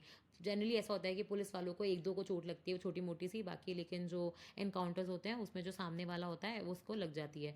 तो एनकाउंटर्स कितना राइट है डेमोक्रेसी में, ये मेरा आपसे क्वेश्चन है कि अगर आपसे कोई पूछता है as a case study interview में, तो आप क्या जवाब देते हैं? एनकाउंटर्स एक डेमोक्रेटिक सोसाइटी को जस्टिफाई करते हैं क्या? क्या ऐसी चीज़ें होनी चाहिए, और अगर नहीं तो आपका क्या सुझाव है? How do we deal with it, ठीक है। एक ही ब्यूटीफुल आर्टिकल है, बेसिकली एक न्यूयॉर्क में हॉल है जिसने लेजेंड्स को होस्ट किया है इंडियन क्लासिकल म्यूजिक के, ठीक है। बिस्मिल्लाह खान शनाई के हो गए, अमजद अली खान आपके सरूद के हो गए, रवि शंकर, अनुष्का शंकर जो सितार के प्लेयर्स हैं, ठीक है, जाकिर हुसैन जो आपके तबला प्लेयर हैं। मतलब इन्होंने ऐसा कोई भी आई थिंक आर्टिस्ट नहीं है इंडिया से जो होस्ट ना किया हो। इवन आप देखोगे आपके जो ये ट्रेडिशनल डागर ब्रदर्स वगैरह हो गए ना, इनको भी। तो पॉइंट यही है कि ये जो अब है ना, ये कार्नेगी जो हॉल है वो ये बोल रहा है कि हम डेडिकेटेड एक फेस्टिवल बनाएंगे हर साल जो सिर्फ इंडियन म्यूजिक को डेडिकेट होगा, और पहली बार ऐसा होगा 150 साल की हिस्ट्री में कि कोई फॉरेन जगह पे, कोई इतना इंपॉर्टेंट लोकेशन में एक डेडिकेटेड फेस्टिवल सिर्फ इंडियन क्लासिकल म्यूजिक के लिए होगा। तो इसमें बहुत सारे इंडियन आर्टिस्ट को इन्वाइट किया जाएगा। I think Anushka Shankar will also be the one. तो देखते हैं बाकी इसमें क्या देखने को मिलता है, ठीक है। अब एक ही इशू है जो राजस्थान में भी चल रहा है, बार्स की ओपनिंग को लेके। तो हमारे यहाँ पे आपने देखा होगा कि ये बहुत सारे जो ये ठेके वाले थे वो प्रोटेस्ट पे उतर गए थे कि जो बार्स वगैरह हैं उनको मतलब खोल के रखने की परमिशन चाहिए 9 या 12 बजे तक। और इसमें सबसे इम्पोर्टेंट बात क्या थी, ये केरला में आप देखोगे परमिशन मिल गई है। जो स्टेट ऑपरेटेड हैं वो तो आई थिंक 9 बजे तक ही हैं, लेकिन अगर आप रेस्टोरेंट्स या होटल्स वगैरह में हो तो वहाँ पे 3 बजे तक कुछ एंट्री अलाउ करी है। फिर वैसे नॉर्मली आपके 12 बजे तक खोल दिए हैं अगर आप सिटी या मार्केट्स वगैरह में हो। तो ऐसे करके उन्होंने अलग अलग है ना टाइमलाइंस बनाए हैं। अब उन्होंने बोला था कि इसमें क्या होता है कि सरकार ये बोलती है कि एक तो आपको इतना अच्छा रेवेन्यू मिल रहा है ना उससे, और आप हेल्थी लाइसेंस फीस ले रहे हो, लोग ये कह रहे हैं, बिजनेसेस ये कह रहे थे, तो आप फिर हमें खोलने की परमिशन दो। यही कुछ आर्ग्यूमेंट राजस्थान में भी दिया जा रहा था कि एक तरीके से आप हमें बोलते हो कि आपको मिनिमम हर ठेके को इतनी दारू बेचनी है, आप हमसे इतनी हेफ्टी लाइसेंस की फीस लेते हो, तो अगर हमारा टाइम नहीं बढ़ाओगे तो हम इस पैसे को कहाँ से रिकवर करेंगे। बट मैं फिर से बोल रही हूँ, सरकार का काम ना बिजनेस करना सेकेंडरी है, सबसे पहले सोशल वेलफेयर करना है। कोई भी पब्लिक लाइफ अगर इस ह्यूज ट्रेजेडी की वजह से, लिकर की वजह से जाती है ना, तो वो ज़्यादा नुकसानदायक है। तो कैसे आप इस चीज़ में बैलेंस बनाओगे? क्या टाइमलाइट जो है ये 8 बजे की वो सही है क्या? क्या हम इसे बढ़ाना चाहिए? ये ज़रूर आप सोचना है, मतलब ये सोचने के लिए अच्छा मुद्दा है। और कमेंट सेक्शन में अपने व्यूज़ लिख पाओ तो बहुत ही मेहरबानी है, क्योंकि इससे बाकी लोगों को भी सोचने पर मतलब मजबूर होते हैं। फिर एप्स्टीन फाइल्स को लेकर हमने ऑलरेडी एक वीडियो बनाया है। एप्स्टीन साहब कौन थे? एप्स्टीन साहब बेसिकली एक मामूली से लोकल गवर्नमेंट स्कूल में पढ़ाने वाले टीचर थे। फिर वहाँ से आप देखोगे वो थोड़े से अच्छे स्कूल में जाते हैं। वो एक एलीट स्कूल में, जहाँ पे जो माँ बाप होते हैं ना, मतलब बच्चे जो होते हैं, एलीट बच्चे जो होते हैं, वहाँ से आते हैं। फिर वो वेल्दी पेरेंट्स के टच में आते हैं। फिर वहाँ से आप देखोगे वो मैथ्स के फैकल्टी होते हैं। फिर वहाँ से वो बेसिकली वाइजनर के टच में आते हैं, उनकी प्राइवेट वेल्थ को मैनेज करते हैं, उनको जेट उनका अटॉर्नी बना देते हैं वो अपने एसेट्स का, उनकी टैक्स में इतनी भयंकर सेविंग कर देते हैं वो, ठीक है। वहाँ से उनका एक्चुअली एलीट नेटवर्क शुरू होता है, जहाँ से फिर वो और वेल्दी लोगों से, एलीट लोगों से मिलते हैं, उनके टैक्सेस वगैरह को मैनेज करते हैं। उनकी एलीट लाइफस्टाइल जो थी है ना, जेट्स वगैरह में घूम रहे हैं, प्राइवेट आइलैंड खरीद लिया है, वहाँ पे पार्टीज होस्ट कर रहे हैं। तो ऑब्वियसली आपको पता है वेल्थ अट्रैक्ट्स वेल्थ, तो सब लोग उनसे अट्रैक्ट होते चले गए। ये सारा काम चल रहा था लोगों, वो एक तरीके से फाइनेंस के अपन बोलते हैं ना, जो एलिटेस्ट ऑफ एलिट होते हैं, जिनके हर जगह political, finance, Bollywood celebrity, Kings, royal, मतलब कहीं भी उनके कनेक्शंस मिस नहीं थे। तो वो इतने, मतलब होता है ना, एक कनेक्टेड नेटवर्क लेके बैठे थे। गिव एंड टेक का सिस्टम था, वो किसी के लिए कुछ काम करते थे, उसके बदले में कुछ करवाते थे, जो भी था, ब्लैकमेलिंग, एक्सटॉर्शन, सब था इसके अंदर। होता क्या है कि 2008 में एक कंप्लेंट, 2005 में पहली बार कंप्लेंट होती है कैलिफोर्निया में, आई थिंक फ्लोरिडा में, नॉट कैलिफोर्निया, फ्लोरिडा में कंप्लेंट होती है। एक छोटी सी बच्ची के माँ, 14 साल की बच्ची के माँ बाप जो होते हैं, एप्स्टीन के खिलाफ एक कंप्लेंट रजिस्टर करते हैं 8 के अंदर, ठीक है। और उसके बाद है ना वो उस पर जस्टिस, मतलब उसमें है ना कुछ ऐसे 45 जो अदर गर्ल्स थी, उनका भी शायद पता लगता है कि उस बच्ची से बात करके कि ऐसा काम, मतलब जो सेक्सुअल कॉन्टैक्ट बनाने की कोशिश करी गई है, रिलेशन बनाने की कोशिश करी गई है, एप्स्टीन ने और उसके कुछ और साथी होते उन्होंने करी है। और सिर्फ उसके साथ ही बहुत सारी उसकी फ्रेंड्स भी थी, तो पैसे के चक्कर में और ऐसे सब उनको ललचाने की कोशिश करी। तो उसके बाद उनको जेल होती है, उनको सेक्स ऑफेंडर बोला जाता है, लेकिन वो स्वीट हार्ट डील क्रैक कर लेते हैं। जो उस समय के अटॉर्नी जनरल होते हैं यूएस के, वो मतलब होता है ना, सीक्रेट डील कर लेते हैं उनके साथ। उनको 13 महीने का, सिर्फ 13-14 महीने का जेल होता है, उसके बाद वो रिलीज हो जाते हैं। उस 13-14 महीने के जेल में भी आप देखोगे आधे टाइम उनको 12 घंटे जो है उनको प्राइवेट ऑफिस से ऑपरेट करने की परमिशन होती है। तो ये डील के बारे में किसी को पता नहीं होता है। फिर वापस से मुद्दा तब आता है जब आप देखोगे इन्वेस्टिगेटिव जर्नलिज्म, अपन बोलते हैं ना कि media fourth pillar of democracy है, ये यहाँ से पता लगता है। तो एक जर्नलिस्ट होती है, मियामी हेराल्ड करके पेपर होता है, वो बेसिकली इस मुद्दे को समझती हैं। और फिर वो 200 सर्वाइवर्स की प्रॉपर एक लिस्ट बनाती हैं, और उसके अंदर वो है ना नाम लिखती हैं, बताती हैं कि कैसे एक पॉलिटिकल क्राइम हुआ है जिसको दबाने की कोशिश करी गई है, और हु ऑफ द इंडस्ट्री जो है इसमें इन्वॉल्व है। उसके बाद अटॉर्नी जनरल को मतलब रिजाइन करना पड़ता है। इस पर पूरी प्रॉपर आप देखोगे इन्वेस्टिगेशन होती है। और फाइनली अभी एप्स्टीन फाइल्स ट्रांसपेरेंसी एक्ट करके यूएस में लॉ ही आ गया, जिसके अंदर 3 मिलियन पेजेस जो है उन्होंने रिलीज कर दिए, फोटोग्राफ्स और वीडियोस। और इसमें आप देखोगे who's of the industry, Prince Andrew हो जाएंगे जो अपने यूके के प्रिंस थे, उनको तो अपने टाइटल से ही हाथ धोना पड़ा, ठीक है। प्लस आप देखोगे डोनाल्ड ट्रंप का भी, बिल गेट्स का भी, लैरी पेज का भी, प्लस मतलब पॉलिटिशियंस हो जाएंगे, यूके के हाउस ऑफ लॉर्ड्स के बहुत सारे लोग हो जाएंगे, इंडिया से हरदीप सिंह पुरी, ट्रंप, मोदी जी, प्लस अनिल अंबानी के तो अभी इनिशियली नाम आए हैं, फिर और भी नाम आ सकते हैं ना। थाईलैंड, कंबोडिया, मतलब कोई ऐसी कंट्री नहीं है जहाँ पे हु ऑफ द इंडस्ट्री होते हैं ना, उनके नाम ना हो। तो ये एप्स्टीन जो है, मतलब एक तरीके से रिमाइंडर है कि कैसे एक बंदा इतनी पावर ईल्ड कर सकता है कि उसने इतने सारे लोगों को दबा के रख रखा था, ठीक है। पॉलिटिकल कनेक्शन इतने स्ट्रॉन्ग थे कि किसी का काम भी कभी भी हो सकता था, और उसके बदले में उनसे काम भी करवाता था, ठीक है। और वो बचा हुआ भी था इतने टाइम से। फिर आप देखोगे कि नॉर्डिक स्टेट्स को लेके एक अग्रीमेंट है। आपको पता है ग्रीनलैंड के पीछे यूएस जो है वो तो हाथ धो के पीछे पड़ गया है, और वो बोल रहे हैं कि हमें दे दो, नहीं तो फिर हम अपने तरीके से भी कर लेंगे। अब इस चक्कर में क्या होता है, नॉर्वे, स्वीडन, फिनलैंड, डेनमार्क और आइसलैंड, इनका एक नॉर्डिक ग्रुपिंग है। एक हेलसिंकी अग्रीमेंट हुआ था 1960s में, जिसमें उन्होंने एक नॉर्डिक ग्रुपिंग बनाई थी। इसमें बहुत दिनों से ग्रीनलैंड, फरो आइलैंड जो यूके के अंदर है, ग्रीनलैंड जो डेनमार्क के अंदर है, और एक अलांग आइलैंड और है, यहाँ पे कहीं मेंशन होना चाहिए वो, अला ये कहाँ गया, एक मिनट। नॉर्डिक कंट्रीज ये रहा, Denmark, Iceland, Danish rule, green, Faroe Islands, इसमें नहीं लिखा हुआ है, एक अलान आइलैंड करके और है, आलांड ये रहा, ठीक है, अलांड आइलैंड करके और है। तो ये 3 आइलैंड इसमें ना फुल मेंबरशिप चाहते थे, पर इनको कभी दी नहीं थी, ये मानते हुए क्योंकि ये सेमी ऑटोनॉमस टेरिटरीज हैं, इनकी जो पेरेंट कंट्रीज थी वो तो इसमें थी। तो अब क्योंकि ग्रीनलैंड को लेके पूरा इशू आ रहा है, तो इन 3 कंट्रीज का जो स्टेटस है वो भी इंप्रूव करने की बात की जा रही है, इनको भी अपग्रेड किया जाएगा, इनको भी फुल टाइम मेंबरशिप दी जाएगी ताकि इस पर डिस्कशंस हो सकें। फिर आता है अपना आर्टिकल बांग्लादेश पीएमजी का। तो वो मैंने आपको बताया ना कि इन्होंने शपथ ले ली, और इन्होंने शपथ में क्या करा है, माइनॉरिटीज़ को आश्वासन देने के लिए एक तो 3 महिला को इन्होंने मंत्रिमंडल में लिया है, प्लस आप देखोगे इन्होंने 2 माइनॉरिटीज़, एक चकमा बुद्धिस्ट से और एक आप देखोगे हिंदू से भी इन्होंने एक मिनिस्टर्स बनाए हैं। और सबसे इंपॉर्टेंट बात है, उन्होंने यही कहा है कि स्टेट सबका है, स्टेट की सिक्योरिटी सबकी है, रिलीजन आपका पर्सनल अफेयर है, आप कोई भी फेथ से हो, जेंडर से हो, इनकम से हो, कास्ट से हो, क्रीड से हो, रेस से हो, कोई फर्क नहीं पड़ता, स्टेट आपको प्रोटेक्ट करेगा, ठीक है। आप अपनी फेथ को फ्रीली प्रैक्टिस कर सकते हो, आप हिल्स में रह रहे हो, प्लेन्स में रह रहे हो, कंट्री सबकी होती है ना। आपने चाहे बीएनपी के लिए वोट किया हो, ना किया हो, या वोट ही नहीं किया हो, ठीक है, गवर्नमेंट सबकी है, गवर्नमेंट के ऊपर सबके राइट्स हैं। और उन्होंने एक प्लूरलिस्टिक सोसाइटी बनाने की बात करी है, वो बोल रहे हैं कि हम लोग बांग्लादेश को एक सेफ कंट्री बनाएंगे, people of all faith irrespective of party, opinion, religion, ethnicity, कुछ भी हो, ठीक है। कंट्री ने भयंकर ऑलरेडी मॉब वायलेंसेज, हेट स्पीचेस सब देख लिए, एक्स्ट्रा जुडिशियल किलिंग्स और माइनॉरिटी किलिंग सब देख लिए। अब वो बोल रहे हैं कि ऐसा और कुछ नहीं होगा, ठीक है। फिर अपन चलते हैं अपने लास्ट आर्टिकल के ऊपर। आपको भी लग रहा होगा कि आज मैम हो गई है एकदम पागल, पीछे पड़ गई है हमें पढ़ाने के लिए। बस लास्ट आर्टिकल है, देखो ये क्या, यही तो फायदा है, आप 2-2 3-3 दिन के न्यूज़पेपर जब एक साथ पढ़ते हो तो 1.5 घंटे में आपका काम हो गया, और प्लस जितने इंपॉर्टेंट आर्टिकल्स था उसका बैकग्राउंड से लेकर हिस्ट्री से लेकर फ्यूचर मैंने सब बता दिया, ठीक है। अब ये जो पूरा आर्टिकल है ना वो है निकोबार के ऊपर। अब निकोबार क्या है भैया, तो अंडमान और निकोबार इंडिया की टेरिटरी है, ठीक है, हमारे आइलैंड्स हैं ये बेसिकली। तो आपको पता है ये इंडिया की मेनलैंड की कोस्ट लाइन है, यहाँ पे लक्षद्वीप आइलैंड्स आते हैं और यहाँ पे कुछ अंडमान है, निकोबार आते हैं, ठीक है। तो ये अंडमान है, निकोबार ये है, ये कार निकोबार है, ग्रेट निकोबार है। तो इंडिया ग्रेट निकोबार में, जहाँ पे आप इंदिरा पॉइंट था जो सुनामी में डूब चुका है, तो ग्रेट निकोबार में रीडेवलपमेंट प्रोजेक्ट कर रहा है। तो जैसे ये इतना बड़ा आइलैंड है तो उसके साउथ के साइड में यहाँ पे रीडेवलपमेंट कर रहा है। अब अगर आप ये देखोगे ना तो ये वाला जो है, यहीं पे जैसे मलेशिया सिंगापुर ऐसे आएंगे, तो यहीं पे आपका मलक्का स्टेट है, तो मलक्का स्टेट से ज़्यादा दूरी भी नहीं है।